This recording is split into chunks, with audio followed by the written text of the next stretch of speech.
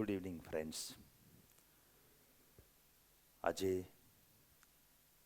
છેલ્લા મહિના દોઢ મહિનાથી જે તમારું રિનીટ શરૂ થયું, ધીમે ધીમે વિદ્યાર્થીઓ નિર્ણય લેતા ગયા કે આપણે રિનીટ કરવું છે, અને એમ આપણે રિનીટ શરૂ કર્યું.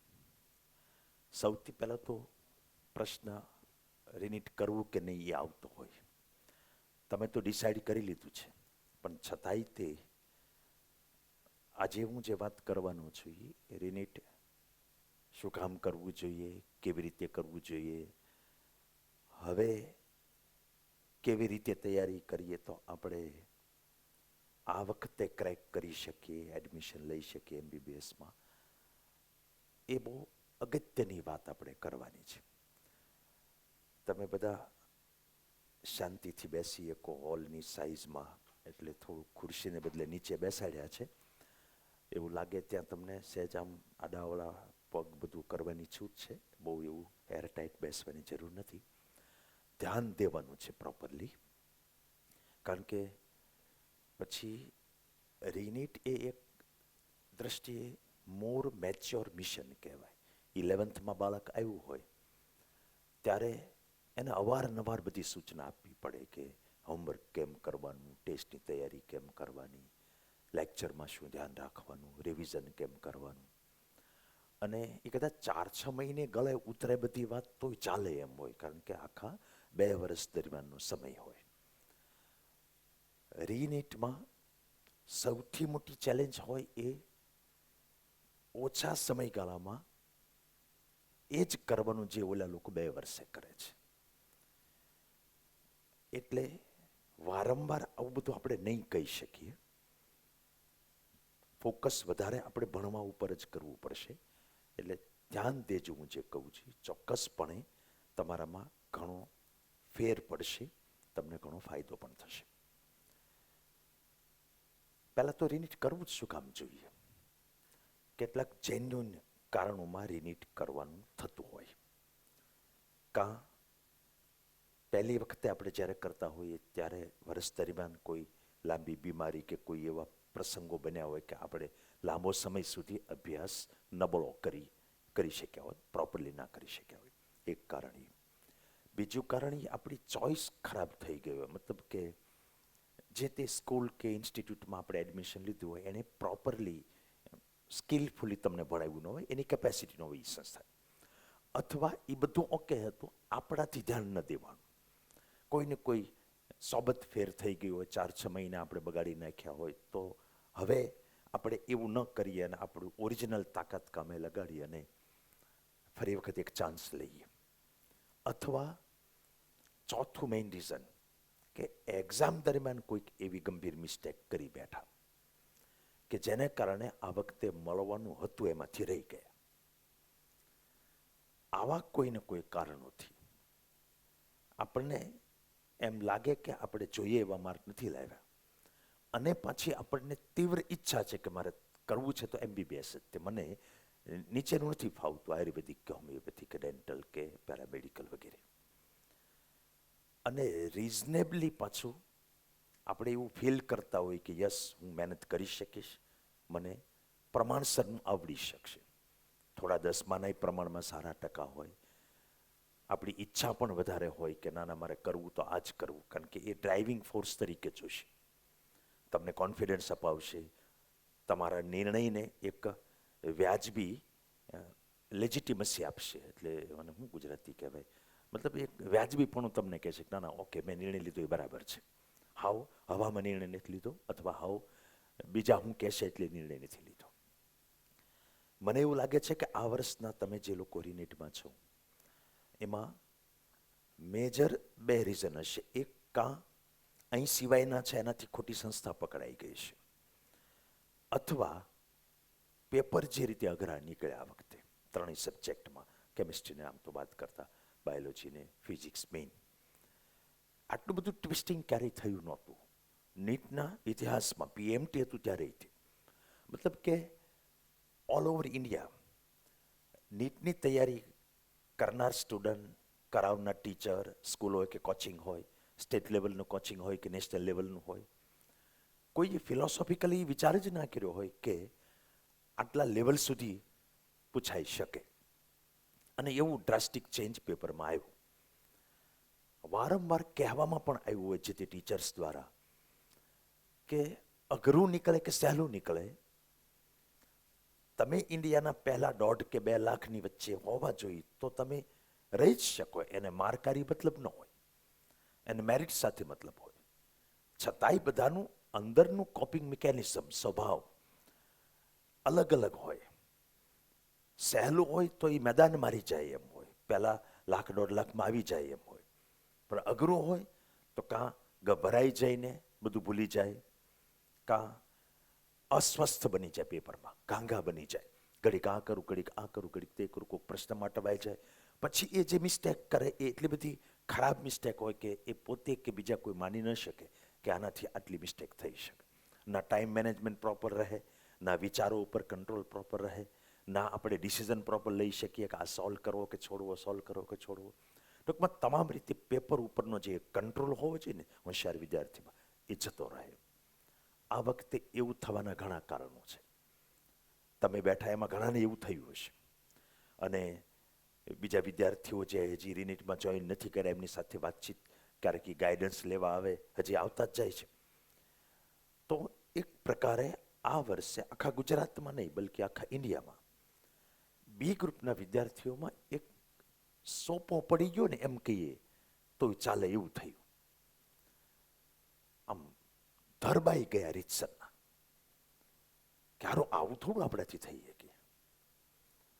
હવે એ સ્થિતિમાં હું જ્ઞાન મંજરીની જ વાત કરતો હોઉં તો જેવું પેપર પત્યું અને આટલું ખરાબ પેપર નીકળ્યું, નોર્મલી અમે બધા સ્ટુડન્ટ્સને કહી રાખ્યું હોય કે તમે ઘેર જાઓ, થોડા ફ્રેશ થાઓ, પછી પેપર સોલ્વ કરી અમે તમને કી મોકલી દઈશું અને કી જોઈ અને મેન્ટર ટીચરને તમે માર્ક બતાવી દેજો, મોકલી દેજો, સેન્ડ કરી દેજો. અમારે રાતના 10 વાગ્યા કી ફાઇનલ કરતા કરતા. થાય જ ને એટલા બધા અઘરા. ફિઝિક્સના લિટરલી 10 પ્રશ્નો એવા હતા કે એ જે છોડે ને એ જ જીતે. કરવા બેસો તો હલવાઈ જાય, કારણ કે એટલી કેલ્ક્યુલેશન લાંબી હતી. અને નો અમે ખાસ હિંમત કરી કે તમે સોલ્વ કરીને આના માર્ક જણાવજો, અને નો કોઈ વિદ્યાર્થીએ 2-4 દિવસ સુધી એવી હિંમત કરી કે પેપર સોલ્વ કરીએ અને પછી આપણા મેન્ટર સર છે આદરણીય, એમને આપણે આપણા માર્ક જણાવીએ. અમુક લોકોને એકાદ દિવસ હસવું, ઓલા શું કહેવાય, આમ શોકમગ્ન અવસ્થામાં રહ્યા. અમુકને અમુક દિવસો સુધી એ શોકમાંથી બહાર જ ના નીકળ્યા. શોક અને શોક બંને, દુઃખ અને આઘાત. અને કોકે તો પહેલા આજે એક વાલી આવ્યા હતા, એ જ કહેતા હતા કે આને 441 છે એ ના જ પાડે છે, રિનીટ તો મારે નથી જ કરવું. ખેડૂત છે, મેં કીધું દીકરી છે અને સેલ્ફ ફાઇનાન્સના ગવર્મેન્ટ કોટામાં મળે એમ છે. 10 લાખ રૂપિયા વાર્ષિક ફી હોય, 6 લાખ સરકાર આપે છોકરીઓને, તો 4 લાખનું 5 વર્ષ એટલે 20-22-25 લાખ થાય. એટલે બધા ખર્ચવા ખેડૂતના માટે વ્યાજબી નથી એમ. એને એ કે એ તો ના જ પાડે છે. અને વાલી તૈયાર થયા, બિચારા શું કરે પછી કે આપણે ખર્ચી નાખશું, લોન લઈ લઈશું. બીજા એક મોટા દીકરાની ફી હજી હું ભરું જ છું એ કે. પણ છતાંય કે તમારી પાસે એટલે તમે એને સમજાવો કે વર્ષમાં કાંઈ બીજું બગડી ન જાય. કદાચ આ એક વર્ષ એમ લાગે આપણે કે વર્ષ બગાડવું ક્યાં ખોટે ખોટું, તો રસ્તો સીધો જ છે. 5 વર્ષ MBBS સારી રીતે કરો તો બધા જે છેલ્લે બગાડે છે 1 વર્ષ પીજીની તૈયારી માટે, એ આપણે ન બગાડવી પડે. તો પીજીમાં તો બધા હારોહાર જ પહોંચી જઈએ. જેણે આ વખતે એડમિશન લીધું MBBSમાં કે જેણે આ વખતે રીનીટ લીધું, MD કે MSમાં તો હારોહાર જ પહોંચવાના બધા. જે માણસ રીનીટમાં 1 વર્ષ અહીંયા અવકાશ આપે છે પણ નિર્ધાર કરે છે કે મારે વર્ષનો લોસ નથી ભોગવવો, તો એ પોસિબલ છે. પહેલા જ વર્ષથી એ પીજીની તૈયારી કરવા લાગે. એમાં મસ્ત ઓનલાઈન જ કરવાનું હોય, મેરો કે એવું બધું કોઈ પણ એક પ્લેટફોર્મ લઈ લે, તૈયારી કરવા લાગે. આવી બધી વાત કે હું એને એમ કહું છું તું પછીનું વર્ષ બચાવી લે છે. તમે કંઈક એને આગ્રહ કરીને સમજાવો. એટલે મેં કીધું અહીંયા આવી તો નથી દીકરી, તમે મારો મોબાઈલ નંબર છે, હું તમારા મોબાઈલ ઉપર મિસ કોલ કરું છું, ઘરે જઈને મારી હારી વાત કરાવજો. આ વાત મારે 12:30 થઈ છે અને અત્યારે 4:30 જેવો ટાઈમ થયો, હજી એ દીકરીનો ફોન નથી આવ્યો. મતલબ એ એટલી જીદે જ ચડેલી છે કે હવે મારે રિનીટ નથી જ કરવું. નહીં તો દીકરી કોઈ દી આના પપ્પાને 25 લાખનો ખર્ચો કરાવવા એગ્રી ન થાય. એમાં ખેડૂતની દીકરી. આવા અનેક કેસ છે. એના પપ્પાએ કીધું કે એ પેપર દઈને આવીને એટલી બધી રડીને સીધું એક જ સ્ટેટમેન્ટ કરતી હતી કે હું હવે રિનીટ નથી કરવાની. આવી આડ અસરો થઈ ગઈ, ઘણાને થઈ જાય ને માનસિક, એવું ઘણાને થઈ ગયું. હકીકતમાં એ વ્યાજબી નથી. તમે લોકો બી ગ્રુપવાળાને આ શોખ લાગે કે આવું તે અઘરું ક્યાંય ભાડ્યું હશે. એન્ટ્રન્સ ટેસ્ટ તમે એમ સમજો છો કે તમારા પહેલાના વર્ષે જે હતું કે 720 ઉપર અનેક વિદ્યાર્થીઓ હોય, 715 ઉપર ને 716 ઉપર ને, ટૂંકમાં બધા માર્ક ઉપર 50-50 100 છોકરા હોય અને 700 માર્ક વાળા વિદ્યાર્થીનો ઇન્ડિયામાં 2200-2500માં રેન્ક હોય. એ શું બતાવે? આટલા બધા માર્ક એન્ટ્રન્સ ટેસ્ટમાં થોડા હોય. તો તમે ડિફરન્શિએટ કેવી રીતે કરી શકો? 25 લાખમાંથી તમારે 2 લાખ પસંદ કરવાના છે. તો એન્ટ્રન્સ તો એકચ્યુઅલી અઘરી જ હોય. નીટે તે પહેલી વાર જ્યારે આવી હતી ને 2017માં, અમારે કાલે વિદ્યાયજ્ઞ છે એટલે હું પેલા રિઝલ્ટની શીટ જોતો હતો, તો એમાં પહેલી વખતનું રિઝલ્ટ એ મારી સ્લાઇડમાં આવ્યું. તો મને એ યાદ આવ્યું એ વખતની ઘટના. ત્યારે 450-450 એ લોકોએ MBBSમાં એડમિશન લીધા હતા. અને મારા તે સગાનો દીકરો છે, 556 માર્કે એણે બીજે મેડિકલમાં એડમિશન લીધું હતું, જે ગયા વર્ષે 680 અટક્યું હતું. તો એ માર્કનો બહુ મોટો ફુગાવો કહેવાય. એકચ્યુઅલમાં જે વિદ્યાર્થી 650 લાવવાની અપેક્ષા રાખતો તો એ 550-550 સુધી પહોંચી ગયો. તો માર્ક કરી શું મતલબ છે? એ એડમિશન તો લઈ જ શકવાનો છે. આમાં ઘણા એવા બેઠા હશે કે પેપર અઘરું હોય કે સહેલું હોય, આપણો મેરિટ નંબર આવે કેટલામાં એના આધારે એડમિશન મળે છે. ગયા વર્ષે બીજે મેડિકલ 680 અટક્યું તો મારે 679 ન મળે એવું ન વિચારવાનું. આ વખતે 686 તો ઓલ ઇન્ડિયા રેન્ક ફર્સ્ટ છે, 682 બીજો રેન્ક કે એવું કંઈક છે. ટૂંકમાં એક માર્ક ઉપર એક છોકરો નથી, મતલબ એક છે એનાથી વધારે નથી, અને પછીના માર્કોમાં એકેય નથી. સીધો 4-5 માર્કનો ગેપ છે. એટલે આપણે બધાએ, તમે શરૂ કર્યું ત્યારે તમારા માઇન્ડમાં અંડરલાઈંગ એક ડર હશે કે હજી અઘરું નીકળશે, તો એની તમને ચોખવટ થોડીક કરી દઉં. પહેલી વસ્તુ તો એ કે એન્ટ્રન્સ ટેસ્ટ અઘરી હોય તો જ એન્ટ્રન્સ ટેસ્ટ કહેવાય. એની ડેફિનેશન છે. અને બીજી વસ્તુ એ કે એનાથી ડરવાનું એટલે ન હોય કે તમારી કેટલામી રેન્ક આવી એ ઇમ્પોર્ટન્ટ છે, કેટલા માર્ક એ ઇમ્પોર્ટન્ટ નથી. હવે 1.5 લાખે MBBSમાં એડમિશન મળતું હોય તો એ કદાચ 600 પ્લસે 1.5 લાખ મેરિટ આવે કે 500 પ્લસે આવતું હોય, તમે એ મેરિટે આવવો ઇમ્પોર્ટન્ટ છે. ખાલી એટલું ધ્યાન રાખો ને કે ગભરાઈ ન જાઓ પેપરથી, એટલું જ ખાલી એક જ ધ્યાન રાખો. એટલે હેલા પેપરમાં તમારો જે રેન્ક આવવાનો હોય ને અઘરામાં એ જ રેન્ક આવે. તમને વાત ગળે ઉતરે છે હું જે કહું છું? કારણ શું છે કે ઓવરઓલ આવડવાનું જે છે ને અઘરું હશે એ ઓછું થઈ જવાનું આવડવાનું. માત્ર અઘરામાં રિસ્ક કયું છે કે અનસ્ટેબલ આપણે બની જઈએ, ગભરાઈ જઈએ, અને એને કારણે ખોટી મિસ્ટેક કરીને આવીએ. એ છે તમારામાંથી ઘણા એવા છે આવડતું તો એ બધું જો સ્વસ્થ ચિત્તે લખ્યું હોત તો અત્યારે એ ઘરે બેઠા બેઠા મોબાઈલમાં કે ઇન્સ્ટા ઉપર રીલું જોતા હોત, એના રિનીટ ન કરવી પડે. દરેકે દરેકને 10 mark, 20 mark, 30 mark, 40 mark, 50 mark, આટલા તો હાવ ગભરાઈ જવાને કારણે ગયા છે. એમ આઈ રાइट और रॉन्ग? I am asking. मैं आपसे प्रश्न पूछ रहा हूं कि वो સાચો છું ખોટો છે એમ કહું છું. હા, એમ તો આપણે એ સત્ય સ્વીકારી લેવાનું છે કે આ વખતે એક બેન 3.5 ગભરાવાનું થતું નથી. આ પહેલું થયું. બીજું, મનમાંથી ઈ આશા કાઢી નાખો કે એકાદી વાર અઘરું નીકળે, હવે થોડું નીકળે.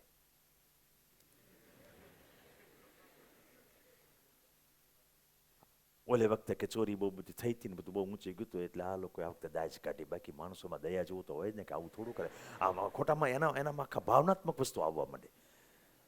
આપણે શું કામ એવું વિચારવું જોઈએ કે હેલું નીકળવાનું છે આ વખતે, એમ હું કહું છું. મને યાદ છે કે ગયા વખતે એક્ઝેક્ટલી નીટ કઈ તારીખે હતી? 5મી 5. ચોથીએ હું ઉમંગ સર બે અમને 2-5 સ્ટુડન્ટ ઉપર સહેજ ઓલું થયું હતું કે આમ અંદર સપનામાં આવ્યા હતા. લો ને હાથ પનીમાં આવ્યા હતા કે આ હારા ગભરાઈ ન જાય, સારું આમ હોશિયાર હતા. તો મેં સાહેબને કીધું કે આપણે બેન રાઉન્ડ મારવા જવું છે એને ઘરે. એટલે લિટરલી એમને ઘરે અમે બે ગયા રાઉન્ડ મારવા.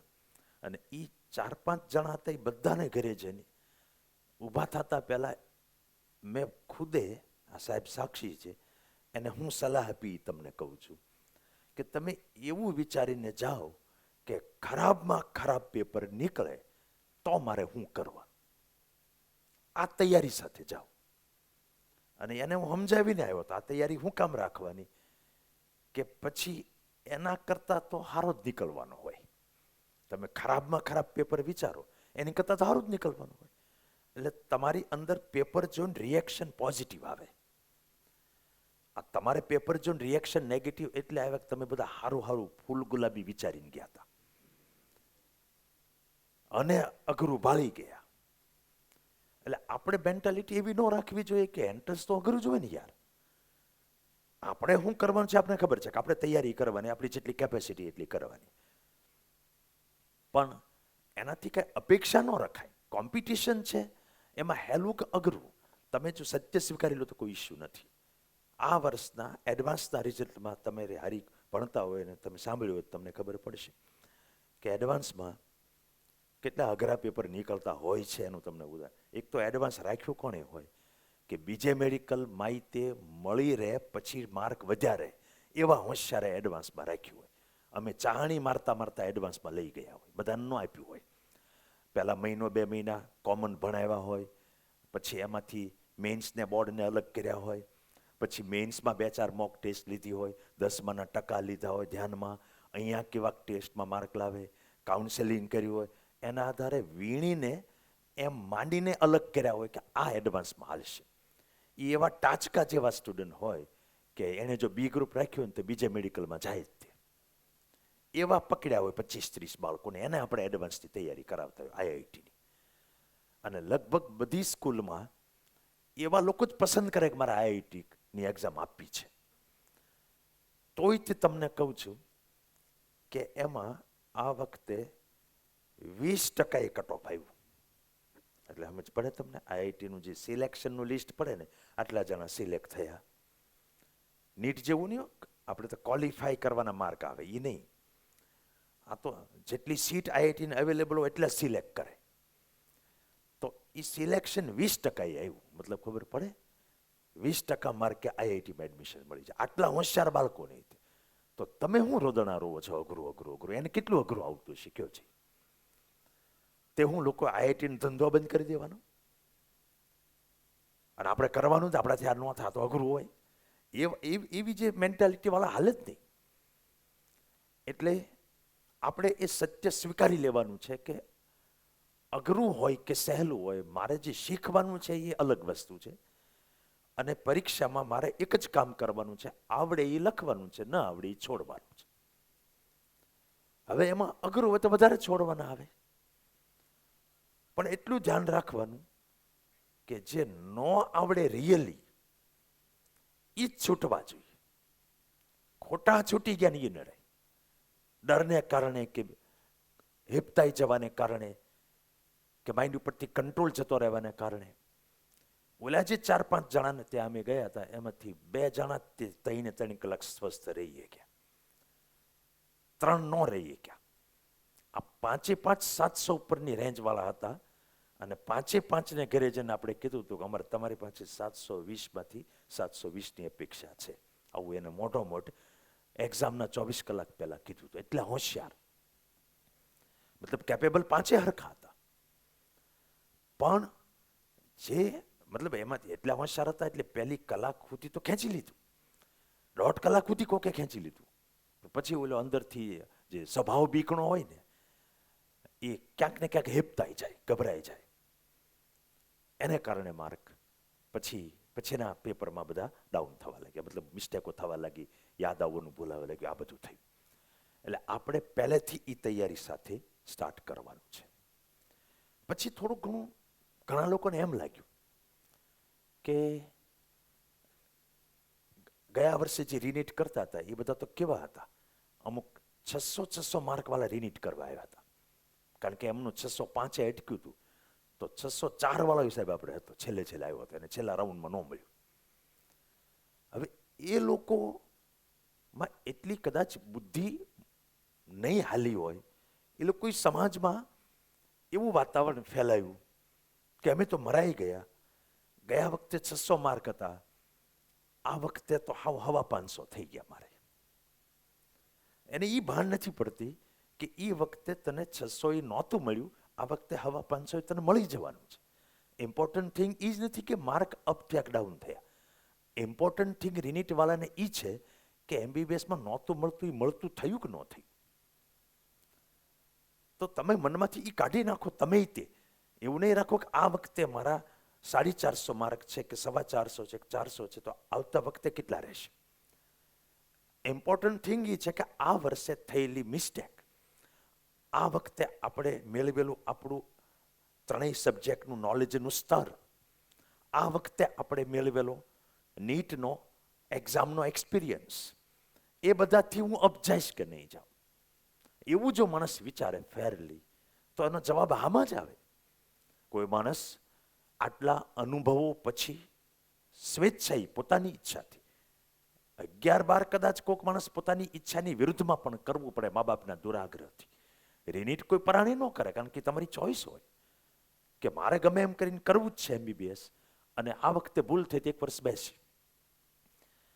તો એ એવા ધ્યેય સાથે એટલી અનુભવ પ્રાપ્ત કર્યા પછી તમે આવ્યા હો અને અહીંયા જ્ઞાનમંજરીમાં આવ્યા હો, અહીંયા રિનીટ કરો, તો ઓબ્વિયસલી તમારા સબ્જેક્ટનું નોલેજ અપ થવાનું, ગયા વખતે કાચા રહેલા ટોપિક છે એ સ્ટ્રોંગ તમે કરી શકવાના. તમે બીજી જગ્યાએથી આવ્યા છો તો ટોટલી સબ્જેક્ટ ભણવાનો આખો માહોલ જ અલગ તમને મળશે. સ્ટડી મટીરિયલ, ટેસ્ટ, ટીચર, એનું ટીચિંગ, આ બધી વસ્તુ અલગ મળવાની. ટેસ્ટોની અંદર આપણે ગયા વખતે મિસ્ટેકો કરીએ છીએ એ બધી ઇમ્પ્રૂવ થવાની. મતલબ લાસ્ટ યર કરતાં તમારું લેવલ વધે ને વધે જ તે. એમબીબીએસમાં જવાની પોસિબિલિટી વધે ને વધે જ તે. આટલા અઘરા પેપરમાં, આટલા ડાઉન રિઝલ્ટમાં અમે જે આંકડા મેળવ્યા કે ગયા વર્ષે જ્ઞાન મંજરીમાંથી 612 વિદ્યાર્થી એમબીબીએસમાં ગયા હતા. પહેલે જ દિવસે અમે આંકડા કાઢી લીધા category wise, open category, OBC, SC, ST, અને માર્ક સરખાવી જોયા. ગયા વખતે કયા મેરિટ સુધી મળ્યું હતું, એ મેરિટમાં આ વખતે કેટલા માર્ક છે. તો અમે આંકડા કાઢ્યા તો 750 થી 750 વિદ્યાર્થી આ વખતે જ્ઞાનમંજરી વિદ્યાપીઠમાંથી એમબીબીએસમાં જશે. અને આ રેશિયો એટલે આપણો એમ સમજો અરાઉન્ડ 40-45% વિદ્યાર્થીઓ ગણાય. મતલબ 100 એમબીબીએસની તૈયારી કરતા હોય તો 40-45 વિદ્યાર્થીને એમબીબીએસમાં મળે. આનો નેશનલ રેશિયો કેટલો છે તમે વિચારી લો કે આ વખતે 23 લાખે આપી હતી, ગયા વખતે 25 લાખે આપી હતી. સીટ 1.5 લાખ, 1.5 લાખ છે. એટલે નેચરલ રેશિયો જે છે એ 8% જેવો થયો, 8-9% જેવો. મતલબ 100 જણા તૈયારી કરતા હશે ઇન્ડિયામાં એમબીબીએસમાં એડમિશન લેવાની, એમાંથી 8-9% મળે. એ રેશિયો આપણો નોર્મલ 11-12માં તે 40-45% છે. અને રીનીટનો રેશિયો જે છે એ 65-70% છે. એટલું બધું ઇમ્પ્રુવમેન્ટ થાય છે. એટલે તમારા માઇન્ડની અંદર લેશ માત્ર શંકા, અંદરથી ફફડાટ કે આત્મવિશ્વાસની કમી નહીં હોવી જોઈએ. બેઝિકલી સક્સેસ મળશે કે નહીં એ તમે જે કામ માટેનું પ્રિપેરેશન સ્ટાર્ટ કરો ને ત્યારે તમારા માઇન્ડની અંદર બિલીફ સિસ્ટમ શું છે ને એના ઉપર બહુ મોટો મદાર છે. તમે શું માનો છો એ કામગીરીને લઈને, એ મિશનને લઈને, એના ઉપર બહુ મોટો મદાર રહેશે. આપણી પાસે ટોટલ આ July, August, September, October, November, December, January, February, March, આ 9 મહિના અને એપ્રિલ, 10 મહિનાનો ટાઈમ છે. મેના ફર્સ્ટ વીકમાં એક્ઝામ છે માનીને હાલો. 10 મહિનાનો ટાઈમ, એમાં છેલ્લે 2.5 થી 3 મહિના વહેલા આપણે કોર્સ પૂરો કરવો પડે, જેથી કરીને આપણે રિવિઝન પીએસટી અને ડબ્લ્યુએસટીના માધ્યમથી કરી શકીએ.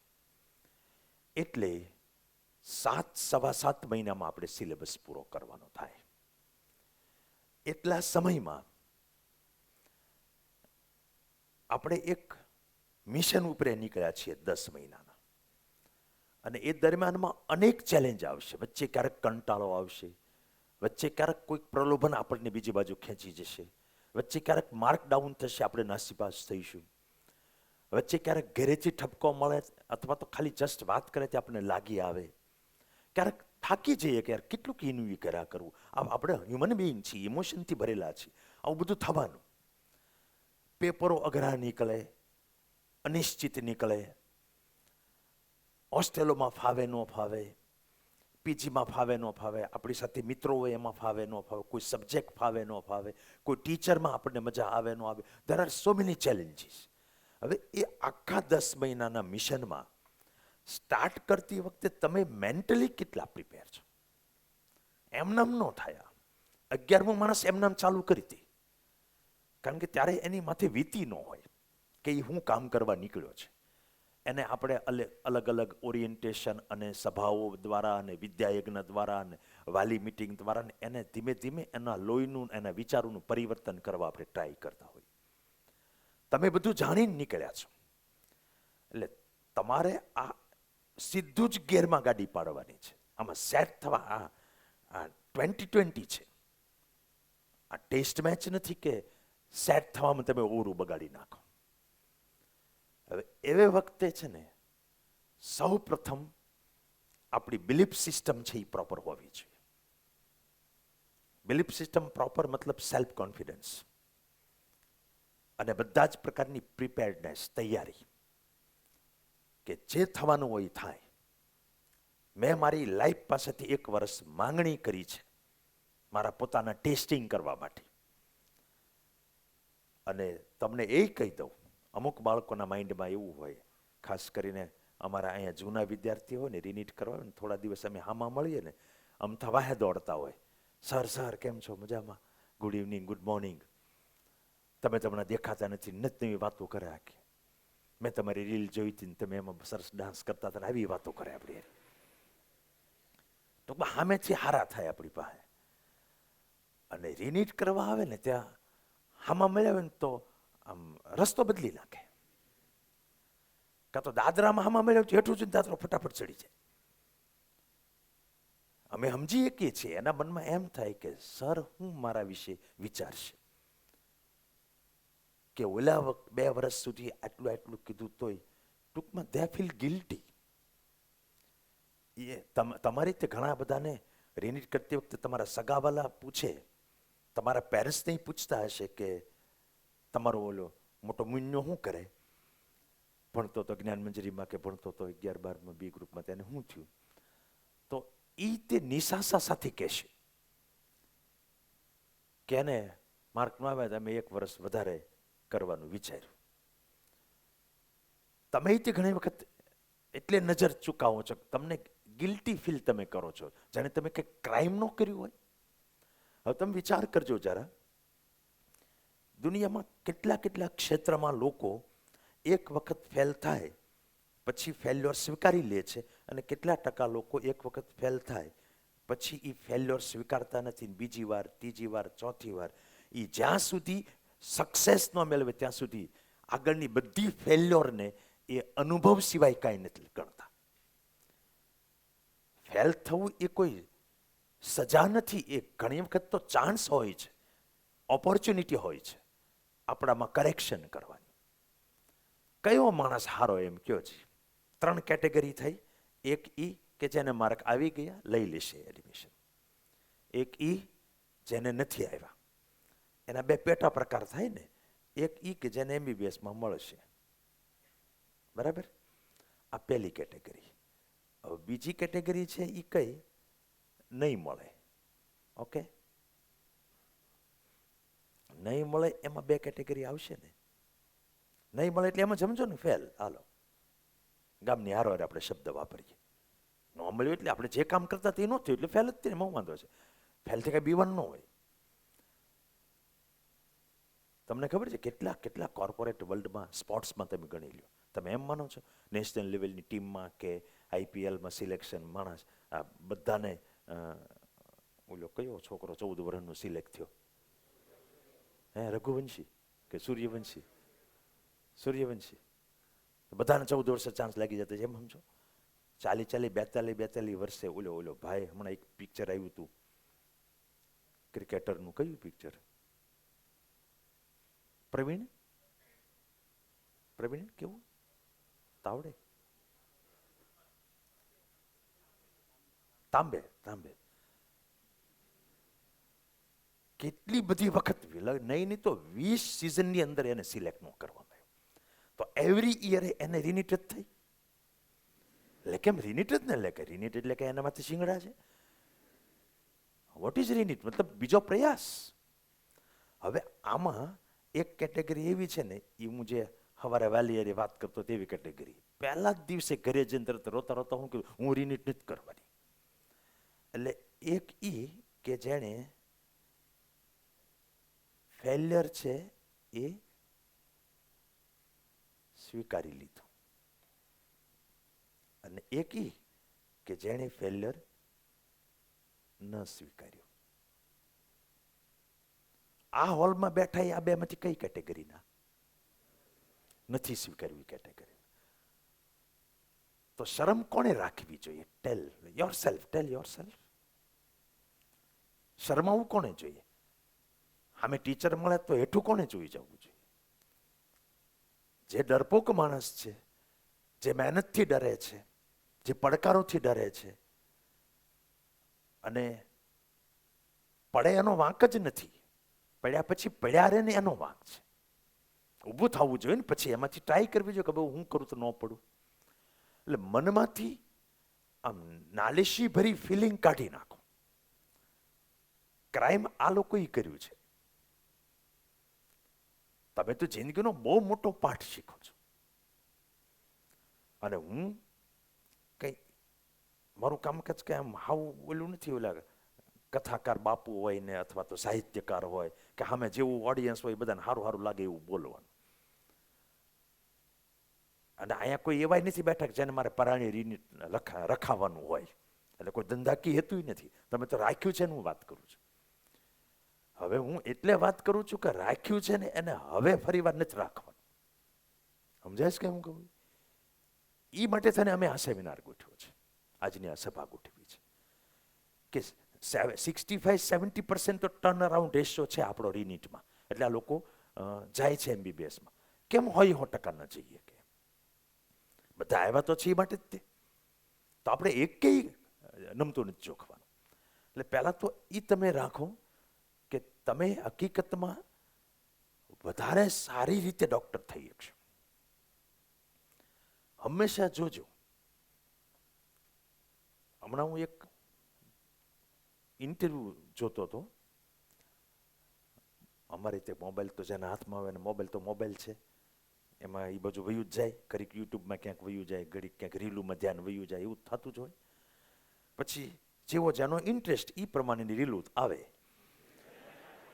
એ એમાં હાસ છે મોબાઈલમાં, ઇન્સ્ટામાં ને યુટ્યુબમાં ને FBમાં ને એમાં એવું હાસ છે. હાસ છે એટલે ખબર પડે એમાં એનું અલ્ગોરિધમ એવું છે કે જેવો જેનો તમે આમ કરતાં કરતાં જ્યાં ઘડીકે રૂકો ને એટલે પછીની રીલું બધી એ રૂક્યા હોય ને એવા ટાઈપની આવવા માંડે. એટલે તમે ટ્રેપ થઈ જાઓ.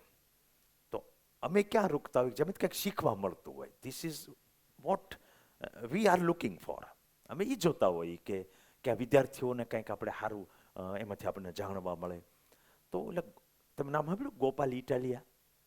કોને કોને નામ સાંભળ્યું?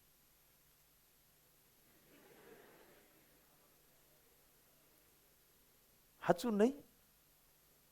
એનીવે એ હમણાં વિસાવદર, ભેસાણ, જુનાગઢ ગ્રામ્ય વિસ્તારમાં પેટા ચૂંટણીથી ધારાસભાની એમાં ચૂંટાણા અને એ આમ આદમી પાર્ટીમાંથી ઊભા રહેલા અને સામે કોંગ્રેસ ને ભાજપ દિગ્ગજ બધા નેતાઓ, દિગ્ગજ મોટી મોટી પાર્ટીઓ અને આ એકલો, અને એમાં એ જીતી ગયો. ભાજપે અવળી મોટી વર્લ્ડની મોટામાં મોટી પાર્ટી તમામ તાકાત લગાવી. હું કોઈના ફેવરમાં કે અગેન્સ્ટમાં વાત નથી કરતો, હું મારે જે કહેવું છે એ કહું. હવે એનો કોક દિનેશ કે વિશેષ વિથ દિનેશ એવા ટાઈપનું પોડકાસ્ટ હતું. એ કોઈ પત્રકારનું નામ દિનેશ છે અને એ આવા સફળ જે લોકો થતા હોય એના પોડકાસ્ટ બનાવે. પોડકાસ્ટ એટલે ખબર પડે ને, એક ઇન્ટરવ્યૂ, વિડીયો ઇન્ટરવ્યૂ. તો એણે ઓલા ગોપાલ ઇટાલિયાને પૂછ્યું કે આટલી બધી મોટી મોટી પાર્ટી તમારી સામે હતી, તો તમને બીક નહોતી લાગતી? તો એણે જે જવાબ આપ્યો ને એ અદ્ભુત ફિલોસોફિકલ હતો. એણે એવો જવાબ દીધો કે મને બીક ન લાગવાનું એક કારણ છે. પહેલાં તો કીધું નહોતી બીક લાગતી, પણ બીક ન લાગવાનું કારણ છે કે હું આમ ઘડાતો અહીંયા પહોંચ્યો, ઠોકરો ખાતો અહીંયા પહોંચ્યો છું. હું જો અચાનક ધારાસભામાં આવી ગયો હોત ને તો હું અંદરથી નબળો હોત, મને અંદરથી કેપેબલ ન હોત અને સક્સેસ મળી ગઈ હોત. અને કેપેબલ ન હોય અને સક્સેસ મળી જાય એવું બનતું હોય છે સંસારમાં. એને પડવાની રિસ્ક મેક્સિમમ હોય. હું ઠોકરો ખાતા આગળ આવ્યો છું એટલે મને બીક હતી જ નહીં સહેજે. મને એમ જ હતું કોઈ મારું કાંઈ બગાડી નહીં કે એમ. કોકને માની લો કે પહેલી વખતે નીટની અંદર માર્ક આવી ગયા MBBSમાં વયા કે તમને ખબર છે મોટા ભાગે પહેલા વર્ષે એ લોકો એટલા ઈગોમાં વયા જાય છે કોલેજમાં કે ક્યારેક 100માંથી 70 જણા નાપાસ થાય છે પહેલા વર્ષે. એ નબળી બ્રીડ હોય અને જે વધારે ઠોકરો ખાય એ, તમે ઉદાહરણ લઈ લો ને, નરેન્દ્ર મોદી અને રાહુલ ગાંધી. હાલો આમાંય ફરીથી કહું કે આપણે કંઈ કોંગ્રેસની વિરુદ્ધમાં ભાજપની તરફેણમાં અમિત શિક્ષક કહેવાય. અમારે જે સાચું હોય એનું કહેવાનું હોય. શીખવા એમાંથી મળે કયો છે. હવે છેલ્લા 20 વર્ષથી મોદી સાહેબ એની પાછળ પડ્યા એટલે રાહુલ ગાંધી ઘડાતા જાય ધીમે ધીમે. હવે કદાચ એ ક્યારેક વડાપ્રધાન બનશે તે ડેમોક્રેસી છે. આ નહીં બને તો એ બનશે. આપણને એટલી ખાતરી છે કે અહીંયા બેઠા એમ જ કોઈને વારો આવવાનો નથી. તો થવાનો તો એ જ છે વહેલા મોડા.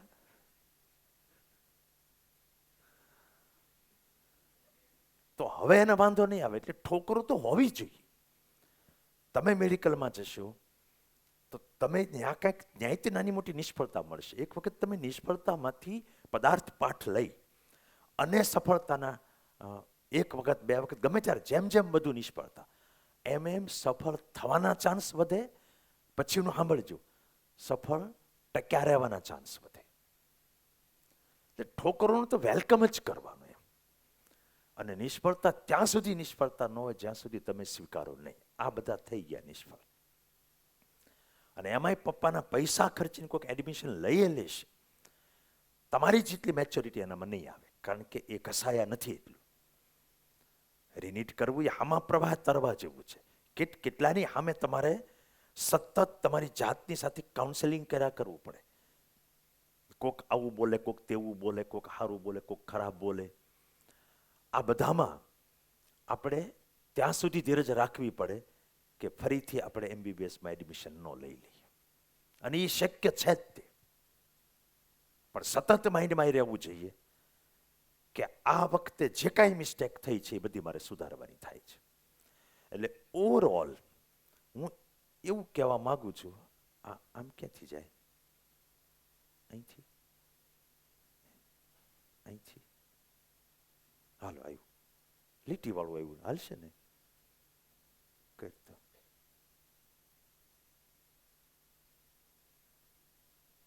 એને કાઢવું છે. આ દબાવવાનું. ઓકે. તમને બધાને ખબર હતી આમાં કઈ રીતે થાય? નહીં? જોકે અત્યારે એ શીખવાની તમારે જરૂર નથી. હવે મેં તમારું અત્યારે એક માઇન્ડસેટ, મતલબ બિલીફ સિસ્ટમ આપણી કેવી હોવી જોઈએ રિનીટ કરતી વખતે, એ મેં થોડું ક્લિયર કરવા કોશિશ કરી. તમને લાગ્યું કે આપણી જે અત્યાર સુધીમાં વાત થઈ એનાથી તમે જે માનતા હતા અને મેં જે વાત કરી એમાં કંઈ તમને આમ શીખવા મળ્યું કે મેન્ટાલિટી ચેન્જ થઈ એવું લાગ્યું? લાગ્યું તો આમાં તો કરો. લાગ્યું તો હા, બસ હા, ઓકે. તો હવે આપણે છેલ્લે મેં કીધું એ પાછું તમે નોટિસ કર્યું કે આપણે 65-70% ગયા વર્ષે જેણે રિનીટ કર્યું એમાંથી MBBSમાં મળે એવા ચાન્સ અમને દેખાય છે. કદાચ 2-4% આમ કે આમ, એ તો હાચુકલું જ્યારે એડમિશન થાય ત્યારે ખબર પડે. એ આપણે બધાએ એડમિશન લઈ લેવું અહીંયા બેઠા એ બધાએ. તો આપણે ધ્યાન ક્યાં રાખવું? હવે ન્યા આવીએ. ત્યાં આગળ હવે ભણવાની પદ્ધતિ આવશે આખી, ટૂંકમાં એકેડેમિક. હવે તમે જ્યારે ફ્રેશ નીટ કરતા હો અને રીનીટ કરતા હો, એમાં પદ્ધતિની ફેરફાર કરવો પડે. જેમ કેમ 10મા પછી 11મામાં આવો તો બધા ટીચર તમને સમજાવતા હોય કે 10મા કરતાં 11-12માં ભણવાની પદ્ધતિ જુદી હોય. એમ હવે ત્યાંથી આપણે શરૂઆત કરીએ કે ફર્સ્ટ ટાઈમ આપણે નીટ કરતા હોઈએ એને બદલે રીનીટ કરતા હોય તો પદ્ધતિ જુદી હોય. કઈ રીતે જુદી પડે એ તમને કહું. સિલેબસ તો એ જ છે, એક્ઝામ તો એ જ છે. તમારી હોલ ટિકિટમાં તો આવતું નથી કે આ રીનીટ વાળો છે ને આ ફ્રેશ નીટ વાળો છે કે આ રીનીટ વાળો છે, એવું તો આવતું નથી. તો કઈ રીતે જુદું પડે? એક તો એ કે ફ્રેશ છે ને એને 2 years મળે, આપણે 1 year શોર્ટમાં સમજી લો, ટૂંકમાં અડધો ટાઈમ મળે. એમ ગણતા હોતા આ 2 yearsમાં 15 મહિનામાં કોર્સ પતાવતા હોય, પછી એના 6 મહિના બધું રિવિઝન ને વચ્ચે બોર્ડ ને એ બધું આવતું હોય. બોર્ડ ગુજકેટ ને જેઈ એકાદી આપતા હોય ને એવું બધું. તો આમાં આપણને 7-7.5 મહિના મળવાના છે સિલેબસ પતાવવાના.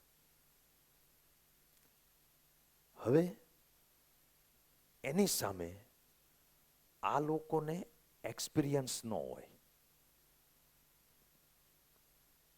પહેલી વાર જ બધું પસાર થતા હોય, એની ખબર ન હોય કે આ 10મા ચેપ્ટર પછી 11મું કેવું છે. એ હાલે ત્યારે જ ખબર પડે. અને વાતો કરતા હોય મોક ટેસ્ટની ને WRTની ને આ તે બધી વસ્તુ, પણ આ ચૂકલી નીટ આવે નહીં ત્યાં સુધી એને એ ન ખબર હોય કે નીટ ખરેખર પાંડીમાં આવે તો શું થાય. જ્યારે અહીંયા ફાયદા છે કે તમારું કોઈ પણ ચેપ્ટર ચાલવાનું છે, તમારી પાસે એક્સપિરિયન્સ છે કે એ ચેપ્ટર કેવું છે, બાયોલોજીનું, કેમિસ્ટ્રીનું, ફિઝિક્સનું. પછી તમને એક્ઝામની ખબર છે કે નીટ કેવી છે, એમાં આપણે ક્યાં ક્યાં કદાચ મિસ્ટેક કરી શકીએ.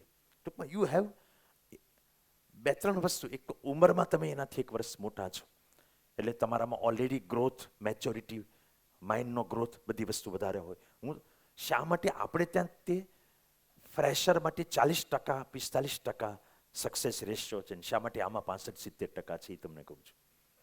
અને એ આપણે પૂરેપૂરા ટકા એ લઈ જવો છે. હવે એની સામે પ્રોસ કોન્સ હોય કે એ લોકોમાં થોડુંક એક્સાઇટમેન્ટ હોય કે હજી શું આવશે, નવું નવું લાગ્યા કરે. તો એ એક્સાઇટમેન્ટ હોય એની સામે આમાં બોરડમ થોડુંક હોય કે આપણને બધી ખબર છે ને એનું જ કરવાનું, તો ક્યારેક કંટાળો આવી શકે. હવે કંટાળો આવે કે ન આવે, અથવા તો આવ્યો તો એની સામે ઝૂકવું કે એનો સામનો કરવો, એ બધું પોતાની મેન્ટાલિટી, પોતાની બિલીફ સિસ્ટમ ઉપર છે. તમે એવું કહી શકો કંટાળો આવે છે તમારી જાતને કે માની લો કે તમે MBBSમાં જતા રહ્યા, તમે MS ઓપ્થાલ્મિક સર્જન થઈ ગયા, કાલે હવારે આંખના સર્જન થઈ ગયા. તમે 25 વર્ષે સર્જન થયા કે 27 વર્ષે તમારું દવાખાનું નાખ્યું, 60 વર્ષના થાવ ત્યાં સુધી, એટલે 33-35 વર્ષ સુધી તમારે આખી જિંદગી આ 1 ઇંચની રેડિયસમાં જ કાઢવાની નહીં આવે. તો કંટાળશો જ કેવી રીતે હાલશે? લાઈફ જ એ છે. આ હું 28 વર્ષથી ફિઝિક્સ ભણાવું છું. ન્યૂટનના નિયમો પહેલા બેચમાં મેં ભણાવ્યું ત્યારે એ નહીં જતા. આપણને આશા હોય જમાનો બદલાવાનો તો નિયમ બદલાશે, ન બદલાણા. રેડોક્સ પ્રક્રિયા એ રીતે સંતુલિત થાય છે જે પહેલા વખતે તમે કરતા ટ્યુશન ત્યારે થતી હતી. એમ સાહેબને ઘણું એમ થયું કંઈક સંશોધન થાય ને સેલની રચના બદલાઈ જાય, કંઈક મારે નવું આવે. એવું થોડું હોય સાયન્સમાં યાર. એમાં એનું એ ભણવાનું હોય, એમાં શું વાંધો છે, એનું એ કરવાનું હોય. એટલે આવું કાઉન્સેલિંગ કરવાનું હોય. જ્યારે આપણે ઝૂકવાનું આવે ને ત્યારે હંમેશા આપણી જાતને આપણે મનાવવી જ પડે ને. એ કામ હું કરી રહ્યો છું અત્યારે તમારી સામે, તમારી જાતને મનાવવાનું. તો હવે આપણી રીનીટની સ્ટ્રેટેજી ભણવાની અને ભણાવવાની બે થોડીક બદલવી પડે ડ્યુ ટુ 50% ટાઈમ. એટલે આમ ગણો તો સીધી સ્ટ્રેટેજી શું થાય કે ભણાવવાની સ્પીડ 2x કરવી પડે. ભણાવવાની તે અને ભણવાની તે એ 2x કરવી પડે. બાકી બધું એનું રહે. સિલેબસ એનો છે, ટાઈમ અડધો છે. તો સાહેબોએ ભણાવવામાં હું ચેન્જ કરું કે જેથી કરીને જે 15 મહિનામાં ભણાવ્યું હતું ભૂતકાળમાં એ વસ્તુ 7-7.5 મહિનામાં ભણાવી શકે. અને વિદ્યાર્થીએ શું ધ્યાન રાખવું, આ સૌથી સમજવા જેવું છે. તો આપણે એ દિશામાં જઈએ. 9 પાનું લીધું. તો 2x કરવું એટલે આમ યુટ્યુબમાં તો બરાબર 2x કરીએ એટલે આમ ઐશ્વર્યા રાય બોલતી હોય એને બદલે કંગના રાણાવત બોલતી હોય એ ટાઈપનું સંભળાય તમને. તો કેમ બોરાજી થઈ જશે? પહેલી વાર વિજ્ઞાન મંજરીમાં એટલે અમે 2 વાર ઘણા આઈના આવા જ જલસા કર્યા.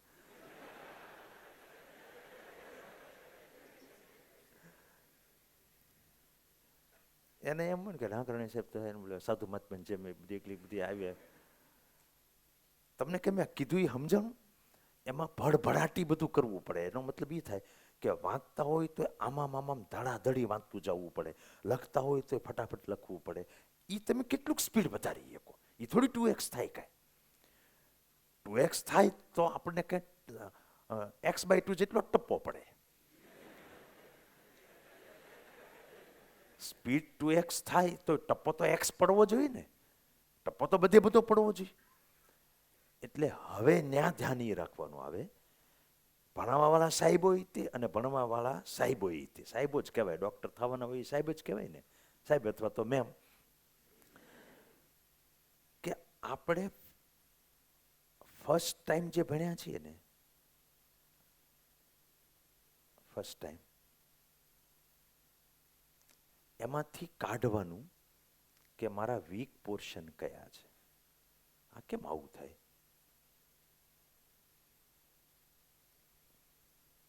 ક્યાંક લખાતું નથી તેને વાંધો છે કઈ? કઈ વાંધો. એ આપણે રોજે રોજ કાઢીને પછી લેક્ચરમાં આવવું પડે. વિદ્યાર્થી માટે કહું, પછી હું સાહેબ માટે કહું કે એમણે સ્પીડ રાખવા માટે શું કરવાનું. તો આપણે લેક્ચરો અમે બહુ નથી ઘટાડ્યા, પણ તોય આપણે કેટલું હતી પણ 30% તો સ્પીડ વધારી હોય ને. 30%, 30 હાવ અમે ટૂંકમાં 2x ન કર્યું હોય એમ, 1.3x ટાઈપનું કર્યું હોય અમે. વીક પોર્શન તમારે જે તે આવતીકાલે લેક્ચર હાલવાના હોય ને એનું આજે જોઈ લેવું પડે. અને એમાંથી નોટિંગ કરી રાખવાનું કે બાયોલોજીનો આ ટોપિક હાલવાનો, એ મારે પહેલી વખતે વિગતો મારે બરાબર ધ્યાન રાખવાનું છે. એ વીક દરરોજ એક લેક્ચર હશે 3 સબ્જેક્ટના. પ્રશ્ન તમને એમ થાય કે આપણને ખબર કેમ પડશે કાલે આવડે આ સાહેબો હું વકારવાના છે? કદાચ એવું થાય તો આપણે સાહેબો બધા બેઠા છે, આપણે હોમવર્કથી નક્કી કરીએ કે મંગળવારે સાંજે જે હોમવર્ક દેવાનું હોય ને એ સોમવારે એને આપી દઈએ. એક દિવસ અગાઉ તમને આપી દઈએ. અમારી પાસે ફિક્સ જ છે કે અમારે હું હકારવાનું છે. હોમવર્કની સ્લાઇડ ફિક્સ છે. એટલે તમને છે ને, ધારો કે શનિવારે જ તમારી પાસે હોમવર્ક હશે કે અમે સોમવારે ફિઝિક્સમાં શું હકારવાના છીએ, કેમિસ્ટ્રીમાં શું હકારવાના છીએ, બાયોલોજીમાં. બરાબર? આ બધા બેઠા છે ને આયોજન કરી નાખીએ. તમારે શું કરવાનું, સોમવારે આવતા પહેલા રવિવારે એ હોમવર્કમાં જે ટોપિક લખ્યા છે ને એ ટોપિક મોડ્યુલ ખોલીને જોઈ લેવાના અને યાદ કરી લેવાનું કે પહેલી વખત હું આ ભણતો હતો ત્યારે મારે આમાંથી કયું મને આવડતું હતું ને કયું મને ડાઉટ રહી ગયો હતો અથવા તો લેસ કોન્ફિડન્સ રહી ગયો હતો. હવે લેક્ચરમાં બેસો ત્યારે મોટા ભાગનું ભણવાનું ચાલુ લેક્ચરમાં જ પતાવી દેવાનું. એ કઈ રીતે કે વીક પોર્શન હોય એમાં ફૂલ એટેન્શન આપો. હવે દરેક વિદ્યાર્થીને અલગ અલગ ટોપિક વીક હોય અને જે પહેલી વખતે તે સ્ટ્રોંગ હતું, મતલબ તમને આવડતું હતું, યુ વેર ફિલિંગ ધેટ કે તમને આવડતું હતું એમ, એમ નામ નહીં, તમે એમાં પ્રશ્નો સોલ્વ કરી શકતા હતા, માર્કે લાવી શકતા હતા, એમાં એનાથી તે ફૂલ એટેન્શન આપવાનું. હું કામ એ કહું, એ ત્યાં પતાવી દેવાનું ક્લાસમાં જ. તે એટલું બધું ધ્યાન આપો કે એને તમારે હોમવર્કમાં ન કરવું પડે. મતલબ હોમવર્કમાં ખાલી ફટાફટ જોઈ લો તો હાલે. અને ઓલામાં હું કામ ફૂલ ધ્યાન આપવાનું, શીખવાનું જ તે અધૂરું છે. આ પોર્શન જે છે, જે વીક હતો, એ વીકની અંદર તમારે શીખવા માટે ધ્યાન દેવાનું છે. અને જે સ્ટ્રોંગ હતો એને રિવિઝન કરી નાખવા માટે ધ્યાન દેવાનું છે. જો એ નહીં તમે બાયફર્કેટ કરો અને કદાચ કોકે એવું કર્યું કે જે શીખવાનું છે એમાં બહુ ધ્યાન દે અને આવડતું જ હોય એમાં બેજાન થઈને બેસે, તો એ માણસે હોમવર્કમાં તો પાછું રિપીટ કરવું જ પડે. તો આખે આખું હોમવર્ક રીનીટ વાળાને એઝ ઇટ ઇઝ ક્યારેય ન પતે, કારણ કે વધારે સ્પીડે આવેલું હોય અને ત્રણેય સબ્જેક્ટના એક લેક્ચર આવ્યા જ હોય.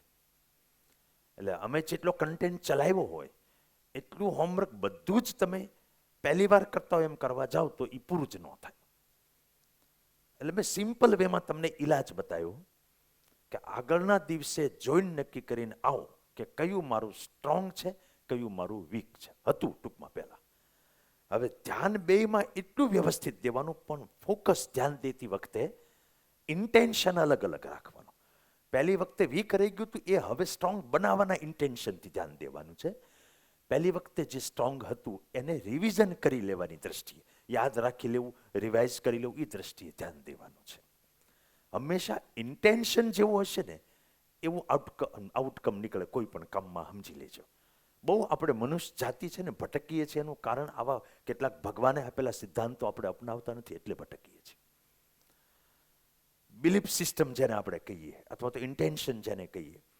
હનુમાનજીને જ્યારે સીતાજીની શોધ કરવા માટે, તમે જાણો છો કે રાવણ સીતાજીને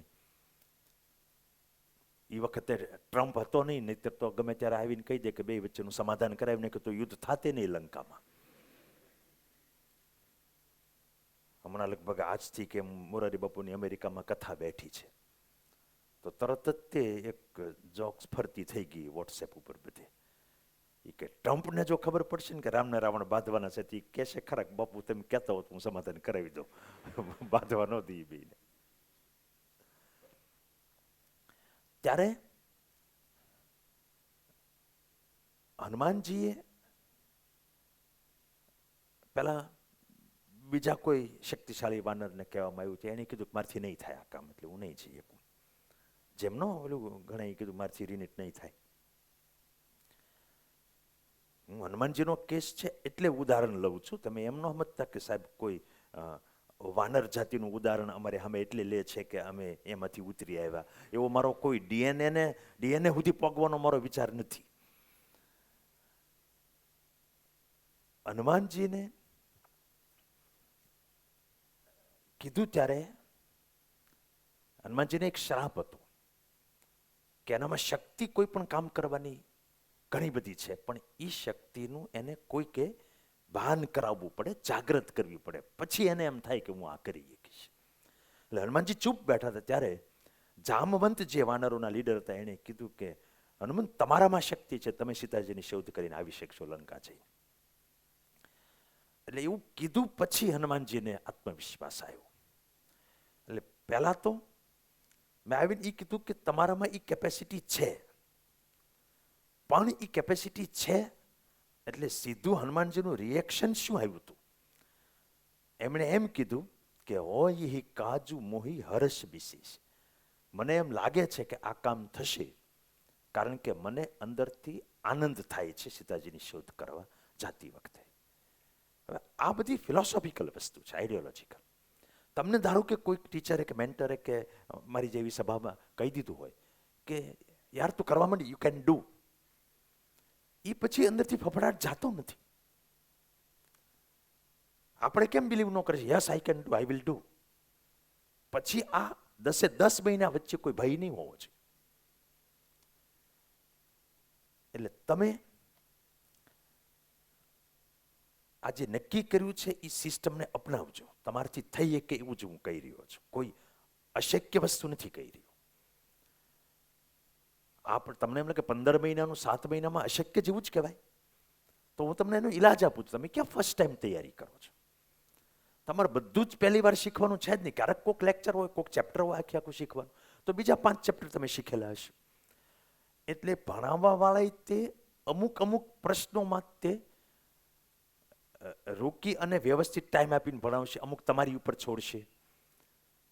પણ તમારી એક ફાયદો એ છે કે વચ્ચે બોર્ડ નથી.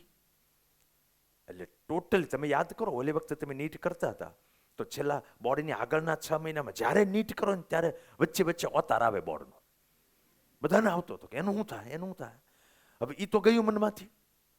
એટલે તમે પ્યોર પ્રિપેરેશન કરી શકશો. તો નીટના એંગલથી જ પ્રિપેરેશન કરો. અને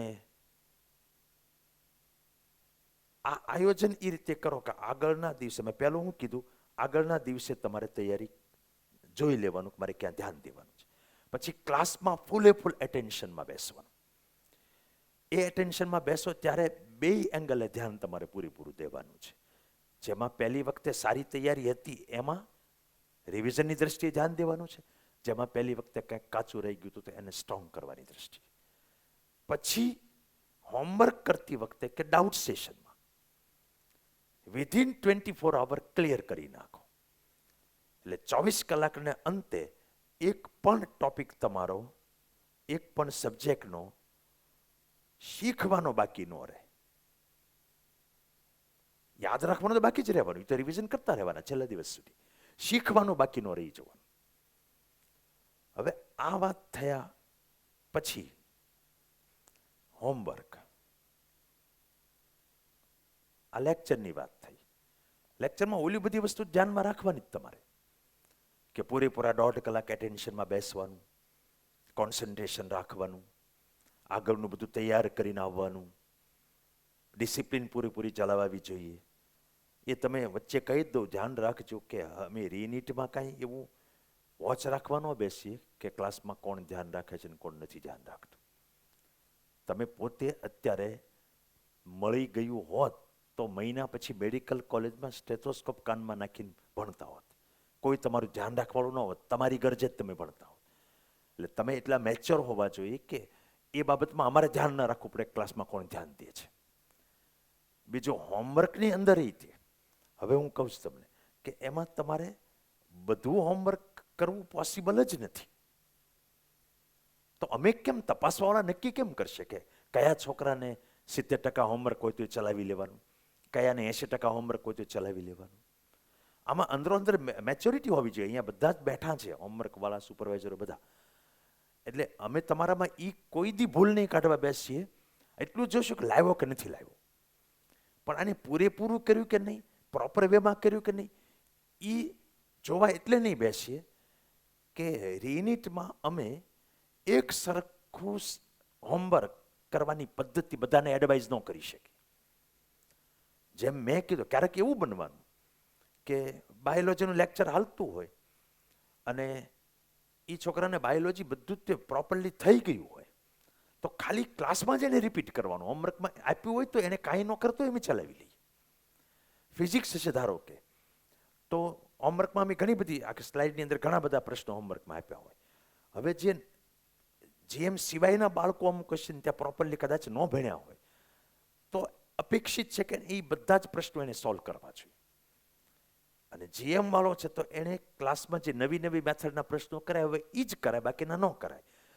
એમાંય તે પછી પાછું વીક રહી ગયું હોય તો એને બધું કરવું પડે. એટલે હવ માટે વ્યક્તિગત એ ડિસિઝન થશે કે મારે હોમવર્કમાં હું કરવું ને હું કાપવું. હવે આવું જ્યારે તમને સ્વાતંત્ર્ય અમે આપતા હોય ત્યારે અમારા હોમવર્ક તપાસવાવાળા સજા કેવી રીતે કરે કયો છે? આ તો ભૂલ કેવી રીતે કાઢે કે આની બરાબર કર્યું કે નહીં હોમવર્ક? એટલા માટે તમારી પોતાની એક મેચ્યોરિટી અને સમજદારી બહુ ઇમ્પોર્ટન્ટ છે કે તમે તમારી રીતે હોમવર્ક કરો, ડિસિઝન લો. હવે મને પૂરો વિશ્વાસ છે અને હોવો જ જોઈએ, આમ તો તમારી બિલીફ સિસ્ટમમાં મારી યારી એગ્રી થવી જોઈએ કે હવે તમે કોઈને નહીં છેતરો, કોઈને સારું લગાડવા નહીં ભણો કે ખોટો ખોટો મારો વાંક ન આવે એટલે હું કોઈક વસ્તુમાં ખાલી આડાવડા લીટા મારી દઉં, એ રીતે નહીં કરીએ આપણે હોમવર્ક. હવે નક્કી જ છે કે મારે સિલેક્શન જોતું છે MBBSમાં, એટલે હું હોમવર્ક કરું છું. એટલા માટે હું આ રીનીટ કરી રહ્યો છું, એટલા માટે હું લેક્ચર એટેન્ડ કરું છું. તમારી ચોઈસ છે બધી જગ્યાએ. એટલે આમાં તમને અમારે જાગૃત કરવા એટલા પૂરતો જ અમારો વિષય. પછી પોલીસગીરી કરીએ વ્યાજબી નથી અને એ પોસિબલ નથી, કારણ કે નહીતર અમારે પછી બધાને એક હરખું હોમવર્ક આપવું પડે. તમને અમે સ્વાતંત્ર્ય ન આપીએ કે તારે કરવા જેવું કરજે, ન કરવા જેવું ન કરે, એને બદલે તું બીજું કંઈક રિવિઝન કરે કે તારે ફાયદો થાય. હવે આપણે સિલેક્શન તરફ જવું છે. એટલે હોમવર્કમાં એ ધ્યાન રાખવાનું છે કે શીખવા જેવું હોય ને એનું જ હોમવર્ક કરવાનું. એટલે રફલી કોઈક 10% કાપે, કોઈક 20% કાપે, એવું કે જાજુ કાપવાનું નહીં. આપણા સમય મર્યાદાની અંદર આપણે કેટલું કરી શકીએ એમ છીએ. તમે અહીંથી જાઓ પછી અમે એક્સપેક્ટ કરતા હોય કે તમારી પાસે 3 કલાકનો મિનિમમ ભણવાનો ટાઈમ વધે ઘરે કે હોસ્ટેલમાં જ્યાં હોય ત્યાં. તો 3 કલાકમાં પ્લસ અહીંયા કંઈક રીડિંગ આવ્યું તો કોકનું હોમવર્ક અહીંયા પત્યું હોય તો 4 કલાક ડેઈલી મળતો હોય ને 3 લેક્ચર હોય તો તમારે કયા સબ્જેક્ટમાં કેટલા કલાક ક્યાં ફાળવવા એ તમને લિબર્ટી રહે, એક પ્રકારની ફ્રીડમ રહે. એટલા માટે આ બુદ્ધિ સાથે હોમવર્ક થવું જોઈએ. એટલે એ એક સેલ્ફ સ્ટડી પ્રેક્ટિસ થવું જોઈએ, SSP. હોમવર્કનું નામ જ હવે અમે બદલી નાખ્યું છે. It is not homework, it is self study practice. આપણે ક્લાસમાં આવ્યું પછી સ્વયં સ્ટડી કરવાની પ્રેક્ટિસ કરીએ છીએ, જેથી કરીને હવે કોઈ ડાઉટ રહે તો આપણે બીજા દિવસે એ પૂછી લઈએ, પછી ડાઉટને અંતે એ કેસ પૂરો થઈ ગયો, ફાઇલ થઈ ગયો, હવે મને કોઈ વાંધો નથી. એવી રીતે આપણે આગળ હાલવાનું છે. એક એપ્લાઇડ જ્યાં જ્યાં આવે ત્યાં એ પ્રશ્ન સોલ્વ કરતી વખતે આ 5 સ્ટેપ દરેકે ધ્યાનમાં રાખવાના છે. પહેલા ક્વેશ્ચન એટલે રકમ સમજવી પ્રશ્ન, એ પહેલું કામ. પછી કયા ટોપિકને રિલેટેડ ક્વેશ્ચન છે એ નક્કી કરવું, એ બીજું કામ. પછી ટોપિકને આ પહેલામાં ટોપિક ડિસાઇડ કરવાનો, આમાં ટોપિક રિકોલ કરવાનો, યાદ કરવાનું કે ટોપિકમાં શું આવે, અને પછી ડિસિઝન લેવાનું કે આમાં કઈ રીતે વાપરશું એ ટોપિકની, અને પછી ગણતરી કરવી. કોઈ પણ MCQ, એટલીસ્ટ ફિઝિક્સના અથવા તો કોઈ ગણતરીવાળા કેમિસ્ટ્રીના પ્રશ્નો હોય એમાં બધામાં આ 5 સ્ટેપ આવે. જેમાં ગણતરી ન હોય તો કદાચ છેલ્લું સ્ટેપ ન આવે. તમારે એ રીતે પ્રશ્નને વીખી નાખતા શીખવાનું છે. આ 5 નિર્ણય આપણે પોતાને જ એક્ઝામમાં કરવાના આવે. રકમ સમજવી ગુજરાતીમાં જ હોય કે ઇંગ્લિશ મીડિયમને ઇંગ્લિશમાં બધા સમજી શકે એમ જ હોય.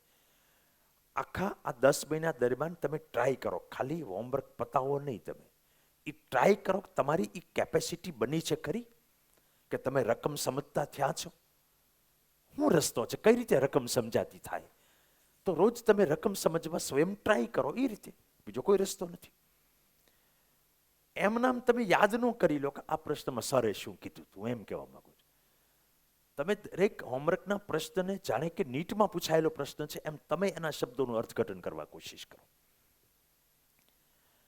પછી ટોપિક 99% ક્વેશ્ચનની અંદર ટોપિકનો ઉલ્લેખ હોય જ તે, કે કેપેસિટરમાં સંગ્રહિત ઉર્જા ગોતો. તમને ખબર જ હોય કે આ કેપેસિટન્સનો પ્રશ્ન છે. કોઈ એક પ્રોજેક્ટાઇલ મોશન કરતો પદાર્થ છે, એ અહીંયા પહોંચે ત્યારે એની વેલોસિટી કેટલી છે, તમને ખબર પડે કે આ પ્રક્ષિપ્ત ગતિનો પ્રોજેક્ટાઇલ મોશનનો ક્વેશ્ચન. લાર્જલી તમને ટોપિક પકડાઈ જ જતો હોય.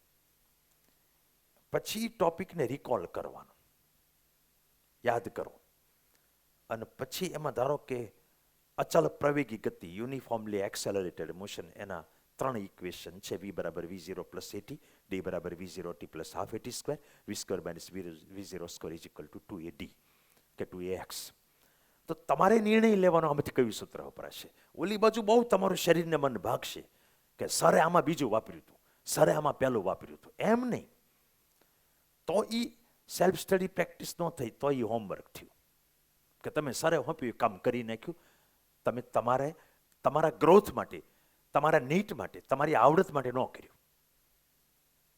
એટલે હોમવર્ક તમારી પાસે કેટલીક એબિલિટી બિલ્ડઅપ કરવાની અપેક્ષા રાખે છે, અને એ કેપેસિટી બિલ્ડઅપ કરવા માટે તમને 10-20 પ્રશ્નો આપે છે. એ 10-20 પ્રશ્નો સોલ્વ કરવા 10-20 પ્રશ્નો નથી આપવામાં આવતા. એ તો ટૂલ છે, એ માધ્યમ છે જેના મદદથી તમારે એ કરવાનું છે. તમે માની લો કે સર હમણાં બેડમિન્ટન શીખવા જતા હતા, ફૂલ રેકેટ, તો ક્યારેક આખી કલાક ઓલા કોચ હોય એના એ ફૂલ નાખ્યા કરે ને સાહેબને એક જ પ્રકારનો સ્ટ્રોક આમાં મારવાનું કીધા કરે, એક જ પ્રકાર. તો એ એક જ પ્રકારનું થોડું બેડમિન્ટનમાં આવવાનું હોય. એ ઉદાહરણ દ્વારા એ એક કેપેસિટી બિલ્ડઅપ કરવા કોશિશ કરે છે કે હવે એ સ્ટ્રોક મારવાનો થતો હોય ત્યારે એ એક્સપર્ટ બની જાય. એમ અમે તમને હોમવર્ક આપીએ એ ક્યાં બેઠે બેઠું આવવાનું છે.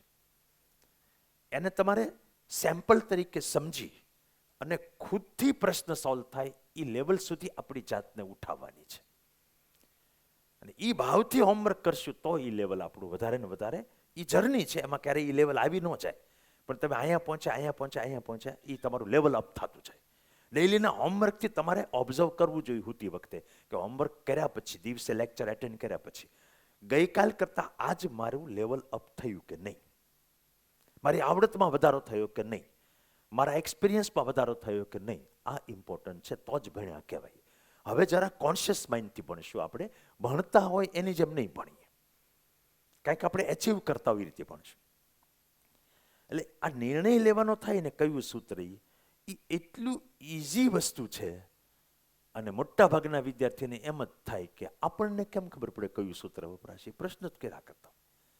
તો આપણને નહીં ખબર પડે તો કોને ખબર પડશે. તમે ડૉક્ટર થઈ જાઓ અને તમારે ત્યાં કોઈ દર્દી આવે તો એ દર્દી થોડો કહેશે કે મને આ સર્વાઇકલ સ્પોન્ડિલાઇટિસ થઈ ગયું છે એટલે તમે મને ફલાણી દવા આપો, તો તે મગાવી ન લે ઓનલાઈન. એ તો એને જે થતું હોય એ બોલે ને, એ રકમ જ બોલશે રીતસરની. તમારે એના ઉપરથી ટોપિક ડિસાઇડ કરવાનો, તમારે એના ઉપરથી ટોપિક રિકોલ કરવાનો, પછી એ ટોપિકમાં તમારે આવ્યું હોય કે આવા રોગમાં આટલા દવા આપીએ કે પછી તમારે નિર્ણય લેવાનો કે આને કઈ દવા દેશું. આ બધું તમારે જ કરવાનું આવવાનું છે. એટલે તમારી એક્ઝામ એ રીતે અપેક્ષા રાખે છે તમારી પાસે, કારણ કે તમારે એવું બનવાનું છે મોટા થઈને. આ ભાવથી હોમવર્ક આપણે કરવાનું છે. આજથી એ એક ફેરફાર કરશું. હોમવર્ક પછી આવે રિવિઝન. આ રિવિઝન છે ને એક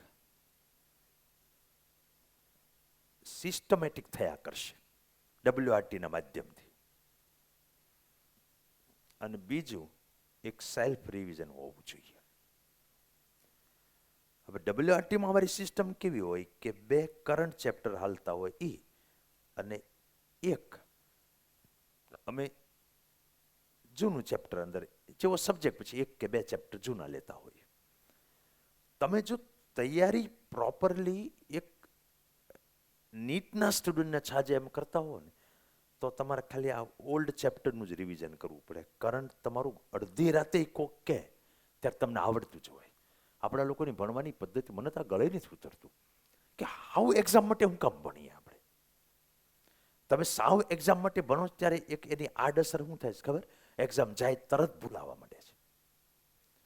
તમે એવું કેમ નથી સમજતા કે આજનો ટોપિક હું આવતીકાલની WRT માટે નહીં પણ મે 2026માં આવનારી નીટ માટે ભણું છું, એટલું ધ્યેય રાખો ને, તો આવતીકાલની WRT પત્યા પછી તરત તમારા માઇન્ડમાંથી એવા હોર્મોન નહીં સિક્રેટ થાય તમને ભૂલાવા માટે.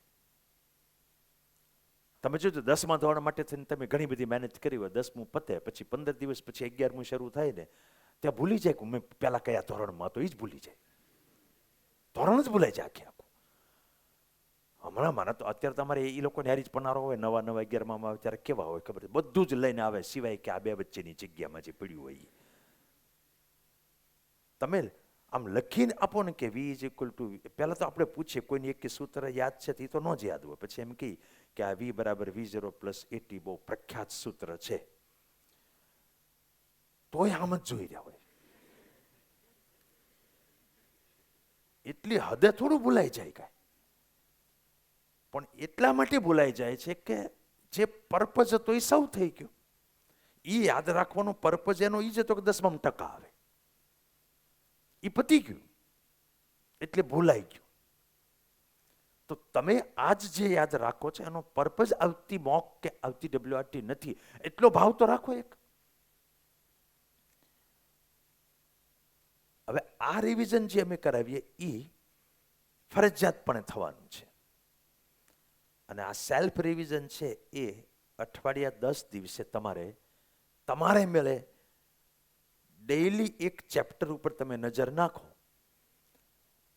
તો 10 થી 20 મિનિટમાં ગમે એવું ચેપ્ટર હોય એનો એબ્સ્ટ્રેક્ટ છે ને, એબ્સ્ટ્રેક્ટ એટલે ખબર પડે કે ન પડે, અર્ક. આખા ચેપ્ટરમાંથી ખરેખર મારે 8 મહિને હારી લઈ જવા જેવું શું છે એટલું તો રિવિઝન થાય. બાયોલોજી છે તો બોર્ડ વર્ક જોઈ લો તો થઈ જાય, કેમિસ્ટ્રી છે તેનું બોર્ડ વર્ક કે હેન્ડબુક જોવો તો થઈ જાય રિવિઝન, ફિઝિક્સ છે તો પોકેટ બુકથી રિવિઝન થઈ જશે, પાછળ પોઈન્ટ્સ પર રિવિઝન આપે છે એનાથી રિવિઝન થઈ જશે. એ વસ્તુ આપણે સેલ્ફ કરવાની. તમે ડેઈલી એક ચેપ્ટર એક સબ્જેક્ટનું લઈ લો, અડધો કલાક કાઢો, 10 મિનિટ જોવાનું, તો તમારે ટેસ્ટની સામે જોવાનું જ નથી, તમારું કોઈ દી હાવ નહીં ભૂલાય. આ ટેવ પાડજો એક.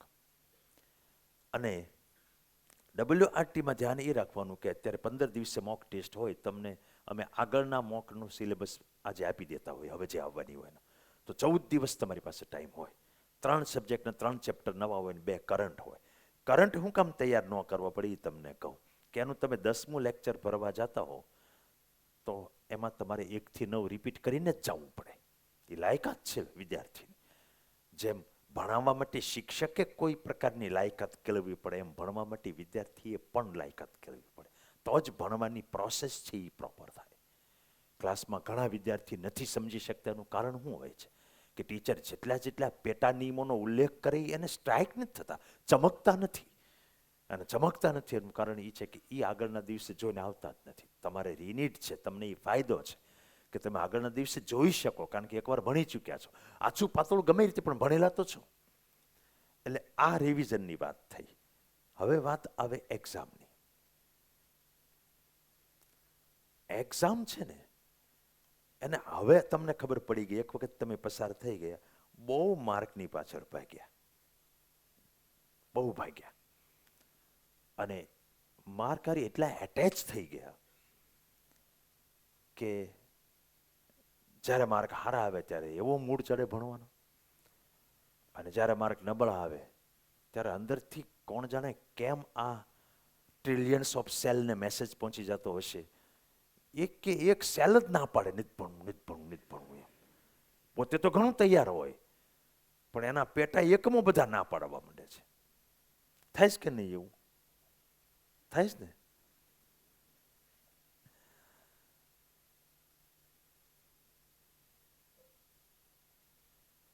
અત્યારે અમારે કાલે વશિષ્ઠ વિદ્યાયજ્ઞ છે. ભગવદ્ ગીતામાં અત્યારે આવતા હું કહીને આવ્યો કે આ શ્લોક તમારે પીપીટીમાં મૂકવાનો છે. 2.47 ભગવદ્ ગીતાનો ચેપ્ટર 2 એટલે અધ્યાય બીજો અને એનો 47મો શ્લોક. જગતમાં બહુ ફેમસ શ્લોક છે. કર્મણ્યેવાધિકારસ્તે મા ફલેષુ કદાચન મા કર્મ ફલ હેતુર્ભુ મા સંગસ્તે અકર્મણી.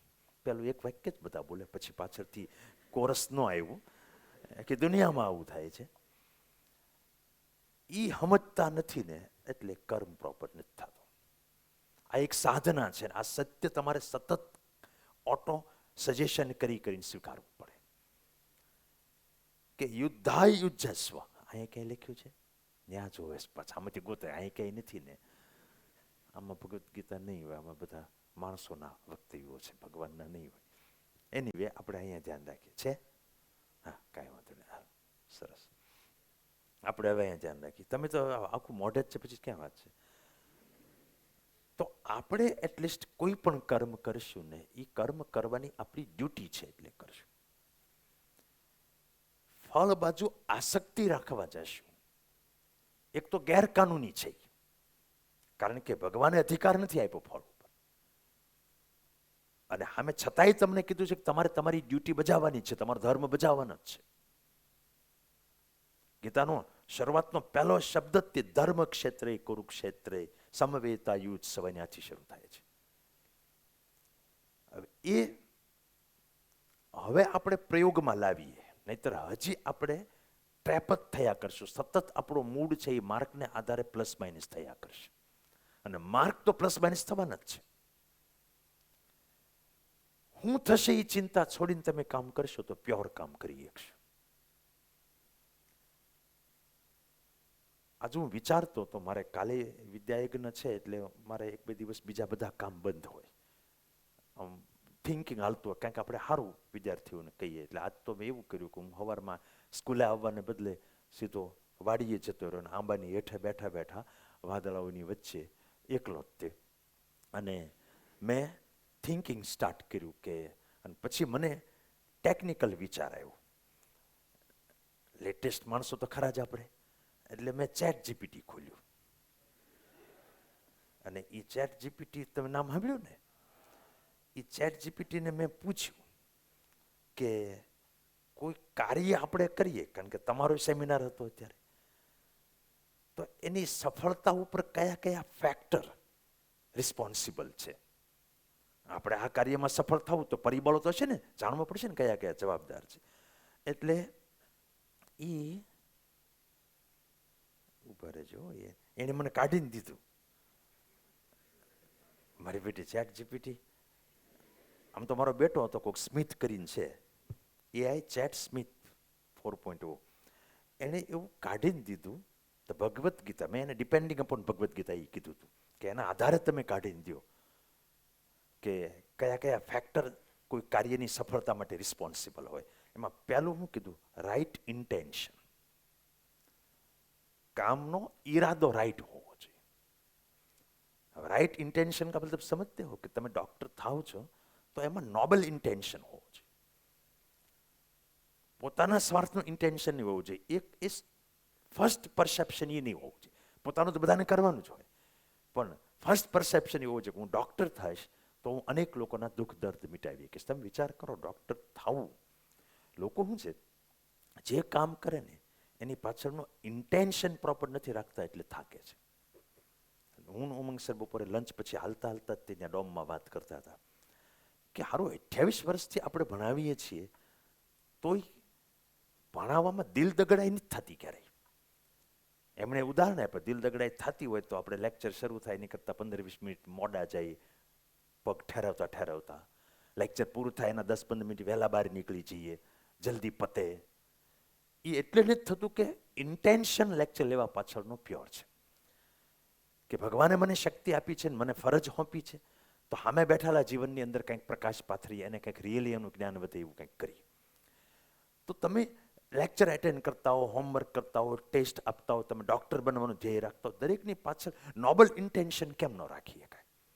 સુખની ચાવી એ જ છે, અને આ તો ભગવાન ખુદ કહે છે સફળતાની ચાવી પણ એ જ છે કે ઇન્ટેન્શન નોબલ હોવું છે. દરેક જગ્યાએ તમે અમિતાભ બચ્ચન છે એ કોણ બનેગા કરોડપતિમાં ભલે પૈસા લેતા હોય, પણ એનો ઇન્ટેન્શન એવો જ હોય નોબલ કે હું આવા શોથી ટીવી ઇન્ડસ્ટ્રી જે છે એને બહુ ઊંચા લેવલે પહોંચાડીશ, હું મનોરંજનની ભારતની ઇન્ડસ્ટ્રીને દુનિયામાં એક લેવલે લાવીને પહોંચાડીશ. કોઈ ક્રિકેટની અંદર સારો મેડલ સારું રન કરતા હોય તેનું intention back of the mind એ હોય જ કે મને જાહેરાતો મળશે, મને પૈસા મળશે, મને પ્રસિદ્ધિ મળશે, બધું. પણ પહેલું પરસેપ્શન છે ને એ નોબલ હોય. કાં તો એ ક્રિકેટની સેવા કરશે, કાં તો ક્રિકેટના માધ્યમથી દેશની સેવા કરશે. તો ડૉક્ટરે તો કેટલી બધી સેવા કરવાનો મોકો મળે છે. તમે કોક માણસને, ખાલી કોક આંધળો માણસ રોડ ક્રોસ કરતો કોક દી એને હાથ પકડીને રોડ ક્રોસ કરાવજો, આખો દિવસ મોજના ફુવારા રહે, આપણે વહેમ રહ્યા કરે આ તો કેવી મોટી સેવા કરી નાખી, એનો આનંદ જ એવો હોય છે. તો તમે એક ડૉક્ટર બનીને કલ્પના કરો, એક સાદું માથું દુખતો એવો દર્દી તે કેટલો કકળાટ કરતો આવતો હોય છે. તમે ખાલી એને પ્રિસ્ક્રિપ્શન લખીને દવા આપી દો અને એ દવાનો એક ડોઝ એને અડધી કલાકમાં માથું ઉતરી જાય, તો તમે તો લિટરલી સીધા લોકોના દુઃખ છે એ આમ ચપટીના વગાડતા દુઃખ દૂર કરવાના છો. તો એ બીજાને કેટલી બધી સેવા છે મોટી. એ પરસેપ્શન રાખો તો થાકશો નહીં. સ્વાર્થને પહેલા રાખશો તો ગમે ત્યારે થાકશો. એટલે પહેલું કીધું કે રાઈટ ઇન્ટેન્શન, સંકલ્પ હોવો જોઈએ. The motivation and mindset behind actions greatly impact outcome. તમારો આઉટકમ કેવું આવશે? આજ ઓલા જે દીકરીના વાલી આવ્યા તે ખેડૂત હતા અને અહીં વાળુકડ ગામ છે ત્યાંના હતા. એટલે હું પોતે આમ ખેડૂત એટલે હું ખેતીની વાતો કરું એની હારી, હું વાવ્યું છે ને આમ તેમને બધી વસ્તુ. પછી મેં એમ કીધું કે અમારા ગામની ખેતી હાવ બગડી ગઈ. અમારે હવે સિંગની અંદર પહેલાં 30-30 મણીઓ વીઘો થતો હતો, હવે તો 5-5 મણ માંડ થાય છે. કપાસે હવે 7-8 મણીઓ વીઘો માંડ થાય છે, 30-30 મણ વીઘે થતા હતા. આ ખેતીવાળા સમજતા છે, આ સમજ પડે છે તમને? એણે બહુ અદ્ભુત વાત કરી.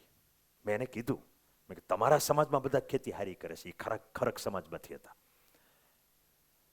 તો એણે મને કીધું કે તમે કાંઈ પણ કામ કરતા હો એમાંથી તમારી ભાવના વહી જાય ને કે આમાં હવે કાંઈ રહ્યું નથી, એટલે એમાંથી ઉગવાનું ઓછું થઈ જાય. એમાં એક મગફળીના છોડવા ઉપર 50 સિંગ આવતી હોય ને તો 5 સિંગ થઈ જાય. હવે જો આપણે ભાવના જેવી ખરાબ રાખીને કામ કરતા હોય તો કોઈ દિવસ એ કામ છે એ યોગ્ય પરિણામમાં પરિણમે જ નહીં. એટલે ઇન્ટેન્શન બહુ ઇમ્પોર્ટન્ટ છે, એ તમારા આઉટકમ માટે ઇમ્પોર્ટન્ટ છે. એટલે હંમેશા મનમાં ધ્યાન જ રાખજો, તમે વેઠ ઉતારવા નથી કેમિસ્ટ્રી કે ફિઝિક્સ કે બાયોલોજી કરતા. તમે કવડું મોટું ઉદાત્ત કામ કરવા જાઓ છો. ભગવાન છે એ બાળક જન્મે ત્યારે સીધો આજકાલ ડોક્ટરોના હાથમાં આપે છે અને આખી જિંદગી જઈને પછી પાછું ભગવાન પાસે જવાનું હોય ત્યારે ડોક્ટર આમ જોઈને કહે ને કે હવે માડી નથી રહ્યા, ત્યારે આપણે કહીએ કે ના ના હવે માડીનું અગ્નિદાહ કરીએ. આવું લાયસન્સ ભગવાને આપ્યું છે કે એની પાસેથી દુનિયામાં મોકલવાનું લાયસન્સ છે પેલું તમને, અને ત્યાં પાછા બોલાવવાનું લાયસન્સ છે તમને. અને આ દુનિયામાં રહે એ દરમિયાન દુઃખ દર્દ દૂર કરવાનું લાયસન્સ ને જવાબદારી પણ તમારી પાસે. એટલે ઇન્ટેન્શન પ્રોપર રાખો. સેકન્ડ એણે કીધું ડિટેચમેન્ટ ફ્રોમ ધ રિઝલ્ટ. રિઝલ્ટથી ડિટેચ થવું એટલે નિષ્કામ કર્મ, કર્મણ્યવાધિકાર સ્થિમા ફલેષુ કદાચ. ત્રીજું સેલ્ફ ડિસિપ્લિન, એક સાધના છે. તમને ઇંગ્લિશ ભાવશે? Commitment to regular practice. Regular practice ઉપર દ્રઢ ઈચ્છા છે, કમિટમેન્ટ હોવું જોઈએ. એકવાર વચન આપ્યું કે હું રિનીટ કરી છૂટીશ તો કરીશ જ તે, એ કમિટમેન્ટ હોય. વચન આપે ને પાછા ઢીલા પડી જાય, કમિટમેન્ટ ન કહેવાય. Self control and discipline enhances one's ability to execute duties effectively. આપણી ડ્યુટી અસરકારક રીતે ક્યારે કરી શકીએ, અને અસરકારક થશે તો જ સફળતા મળવાની છે. ચોથી વસ્તુ નોલેજ એન્ડ વિઝડમ, તમારું જ્ઞાન મેળવવાનું, એટલે એ તો આપણે વિષય શીખી તો આવે જ, તો સારામાં સારું મેળવવાનું છે. પાંચમી વસ્તુ ફેથ એન્ડ સરેન્ડર. ભગવાન ઉપર અને તમારા ગુરુજનો ઉપર, તમારી સંસ્થા ઉપર, તમારા માતા પિતા ઉપર ફેથ, વિશ્વાસ, ભરોસો. અને વિશ્વાસનો મતલબ સરેન્ડર. સર કે આમ કરવાનું એટલે કરવાનું, સર એમ કે નહીં કરવું એટલે નહીં કરવાનું, સાહેબ એમ કે મોબાઈલ નહીં અડવાનું તો નહીં અડવાનું, રાતના 11:30 સુધી મહેનત કરવાની એટલે કરવાની, રોજ અડધી પોણી કલાક કસરત કરવાની એટલે કરવાની, આનો હોમવર્ક આમ કરવાનું એટલે કરવાનું, પેપર પૂરું થાય પછી એને સોલ્વ કરવાનું એટલે કરવાનું. સરેન્ડર હોવું જોઈએ. પછી ઇક્વેનિમિટીસ, સમત્વમ યોગ ઉચ્ચતે શ્લોકમાં કીધું છે. ઇક્વેનિમિટી એટલે ચડતી પડતીમાં મહેનતનો ગેરીનો એ રહેવો છે, શાંત રહેવાનું. Balance in success and failure is essential. કેટલું બધું આપણે શીખવાનું છે. ફેલ્યોર વખતે આપણે નાસીપાસ થઈ જઈએ, સક્સેસ વખતે આપણે હવામાં આવી જઈએ છીએ. પછી સપોર્ટિવ કંપની, સાતમી વસ્તુ કીધી, સત્સંગ મતલબ ફ્રેન્ડશીપ. ખાલી ફ્રેન્ડશીપ નહીં, સત્સંગ ખાલી માણસનો જ થયું ને, સત્સંગ આપણા વિચારનો પણ હોય. આપણે વિચારનો સંગ કેવો છે, આપણા શોખ કેવા છે, આપણો સ્વભાવ કેવો છે, આળસુ છે કે મહેનતુ છે, મન ઉપર કંટ્રોલ છે કે નિયંત્રણ વગરનું મન છે. પછી એફર્ટ એન્ડ પરસિસ્ટન્સ, અભ્યાસ, થાક્યા વગર કોન્સ્ટન્ટલી મહેનત કરવી. આ તમારું 3જું વર્ષ છે. કોઈ માણસ એવું જ વિચારતો હશે ને કે હવે મારથી નહીં થાય, તો એ આમાં પાછો પડ્યો. તમે ઉલટાના પોઝિટિવ સાઈડ છો, કાંઈ વાંધો નહીં, 1 વર્ષ હજી કરી લઈશું. 9મું કીધું એડેપ્ટેબિલિટી એન્ડ ફ્લેક્સિબિલિટી. મેં તો સાંભળ્યું છે 5-15 જણા એવા છે કે હોસ્ટેલમાં ન ફાવ્યું, જમવાનું ન ફાવ્યું, પાછા વહી ગયા. આવા કદાચ રિનીટ કરે તોય ડૉક્ટર ન થાય. નાનું મોટું જમવાનું એડજસ્ટ ન કરીએ કે, રૂમમાં રહેવાનું એડજસ્ટ ન કરીએ કે, ઘરથી દૂર રહેવાનું એડજસ્ટ ન કરીએ કે, આવા પપલાવેલા લોકો છે એ જીવવાને લાયક જ નથી. આજ બપોરે અમારે વાત થતી હતી, પુરોહિત સર એવું કહેતા હતા લંચ કરતી વખતે, સાહેબે હાજર હતા. એ કે યાર એટલું બધું સાયન્સમાં હોશિયાર ભણેલા બુદ્ધિશાળી લોકો મેડિકલમાં આઈઆઈટીમાં જતા હોય તો ત્યાં જઈને હારા સુસાઇડ શું કામ કરતા હશે? એટલે ઉમંગ સરે તરત કીધું કે એ કોઈ રીઝન ન હોય એના માટે, એની મેન્ટાલિટી હોય. અને મેં તરત એ જ કીધું સાહેબ, એ કાંઈ મેડિકલ ખરાબ છે એટલે એની સુસાઇડ નથી કર્યું, કે આઈઆઈટી ખરાબ છે એટલે સુસાઇડ નથી કર્યું, એણે સંઘર્ષ જોયો જ નથી એટલે સુસાઇડ કર્યું છે, ચેલેન્જ કરી જોયું જ નથી એટલે સુસાઇડ કર્યું છે. એ ઘડાયા જ નથી. કેટલી બધી મુશ્કેલીથી અમે નાના હતા ત્યારે કોઈ સગવડતાના નામે એક પણ વસ્તુ ન હોય. પગમાં પહેરવાના ચંપલાથી માંડીને ઉપર અહીંયા આંખમાં પહેરવાના ચશ્મા સુધી તમે બધું લઈ લો, એકેય વસ્તુની સગવડતા ન હોય, તોય ક્યારેય ફરિયાદ જ નહોતી એમ. અને એ એડેપ્ટેબિલિટી, ફ્લેક્સિબિલિટી એ આપણામાં હોવું જોઈએ, તો જ તે આપણે આપણી ડ્યુટી પ્રોપરલી બજાવી શકીએ. નહીંતર મારે તો આ જોશે જ, મારે તો તે જોશે જ, એ બાજુ આપણું માઇન્ડ જતું રહે. એક્શન ઇન એકોર્ડન્સ વિથ ધર્મ, 10મું છેલ્લું એ કીધું. ધર્મ પ્રમાણેની એક્શન હોવી જોઈએ, ગેરકાનૂની પગલાં એકેય નહીં.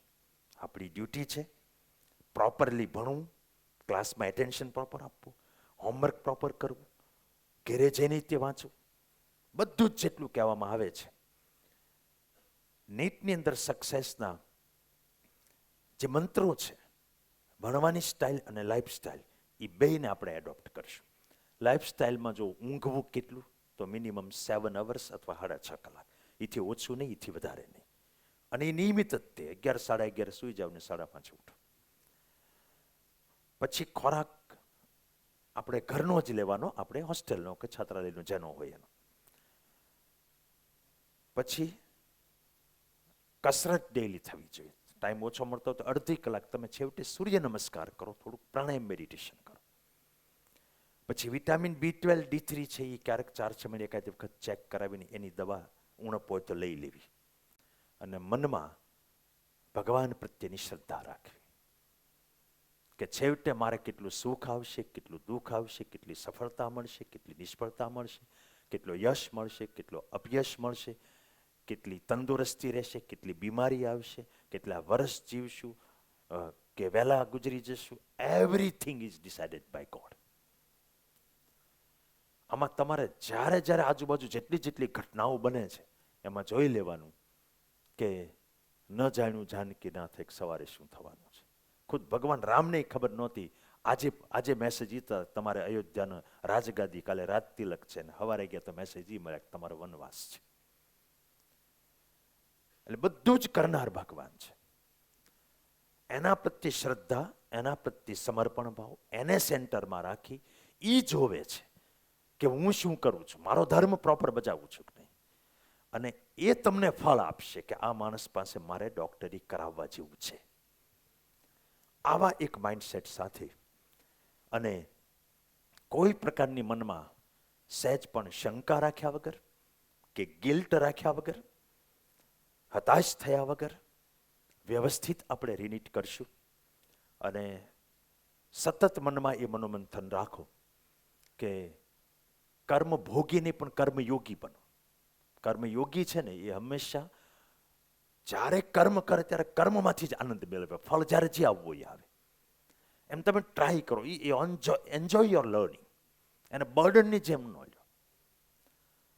એક જોય છે, કોઈ વસ્તુ શીખવી કેટલી બધી મોટી જોય છે.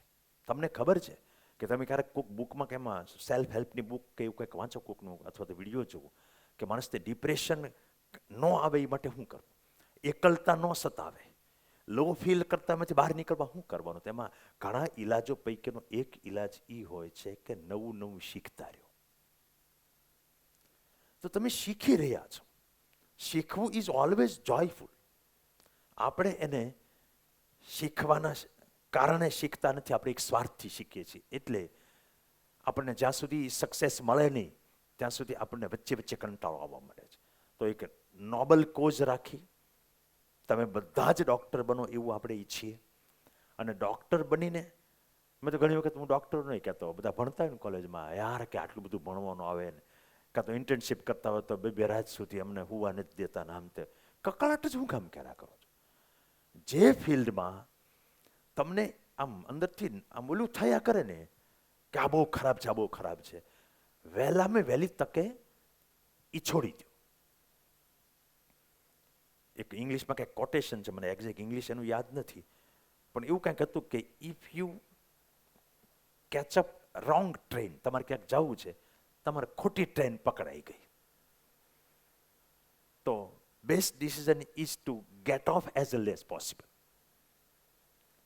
તમે વહેલા વહેલી તકે એ ટ્રેનમાંથી ઉતરી જાઓ તો પાછા તમારા ગંતવ્ય સ્થાને પહોંચવામાં બહુ વાર નહીં લાગે. કેટલું બધું અદ્ભુત છે કોટેશન. ખોટું પકડાઈ ગયું છે તો વહેલા વહેલા એ છોડી દો, નહીતર ખોટું પકડાઈ ગયું તમને ખોટી જગ્યાએ પહોંચાડશે, ત્યાંથી સાચી જગ્યાએ પહોંચવામાં બહુ જાજો ટાઈમ જતો રહેશે. એટલે આપણે એ ટ્રાય કરીએ કે આ જ મારા માટે ઈલાજ છે, આ જ મારી સાચી ટ્રેન છે, તમે વિચારીને જ કર્યું છે, અને બેસ્ટ પ્રોફેશન છે. કોમ્પિટિશન ક્યાં નથી, સંઘર્ષ દુઃખ ક્યાં નથી, બધી જગ્યાએ છે. અનિશ્ચિતતા ક્યાં નથી, બધી જ જગ્યાએ છે. અને બધી જ જગ્યાએ એવું રહેવાનું છે કે કોઈક બહુ સફળ ડૉક્ટર છે, કોઈક મધ્યમ હશે, કોઈક કનિષ્ઠ હશે. એન્જિનિયરિંગમાં એવું થવાનું છે, બિઝનેસમાં એવું થવાનું, દરેક જગ્યાએ થવાનું છે.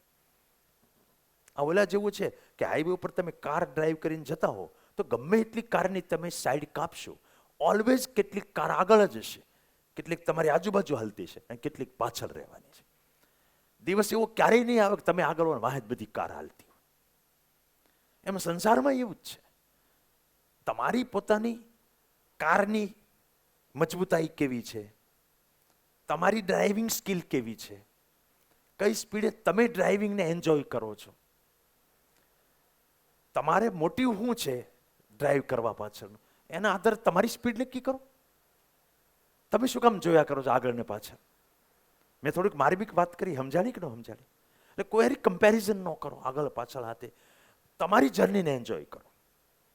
કાલ સવારે નિષ્ફળતા એ મળશે ને, તમને એ વસવસો નહીં હોય કે મેં 2 વર્ષ કે 3 વર્ષ બગાડ્યા. તમે એમ કાંઈક ને કાંઈક શીખ્યા જશો. લાઈફની અંદર કાંઈ પર્સન્ટેજ એક જ સફળતાનું માપદંડ નથી. આ તમે જે નિર્ણય ખાલી લીધો ને કે હું નિષ્ફળતા નહીં સ્વીકારું, હું રિનીટ કરીશ, કવડો મોટો લેસન છે યાર. હવે આવતા વર્ષે નોય મેડિકલમાં મળે, તમે તમારી પોતાની બોડીને અને માઇન્ડને કેટલા સજ્જ કર્યા. આ નિર્ણય લેવો કે નાની માના ખેલ નથી. આ યુગની અંદર તમારી ઉંમરના મોટા ભાગના જલસા જ કરવા હોય છે.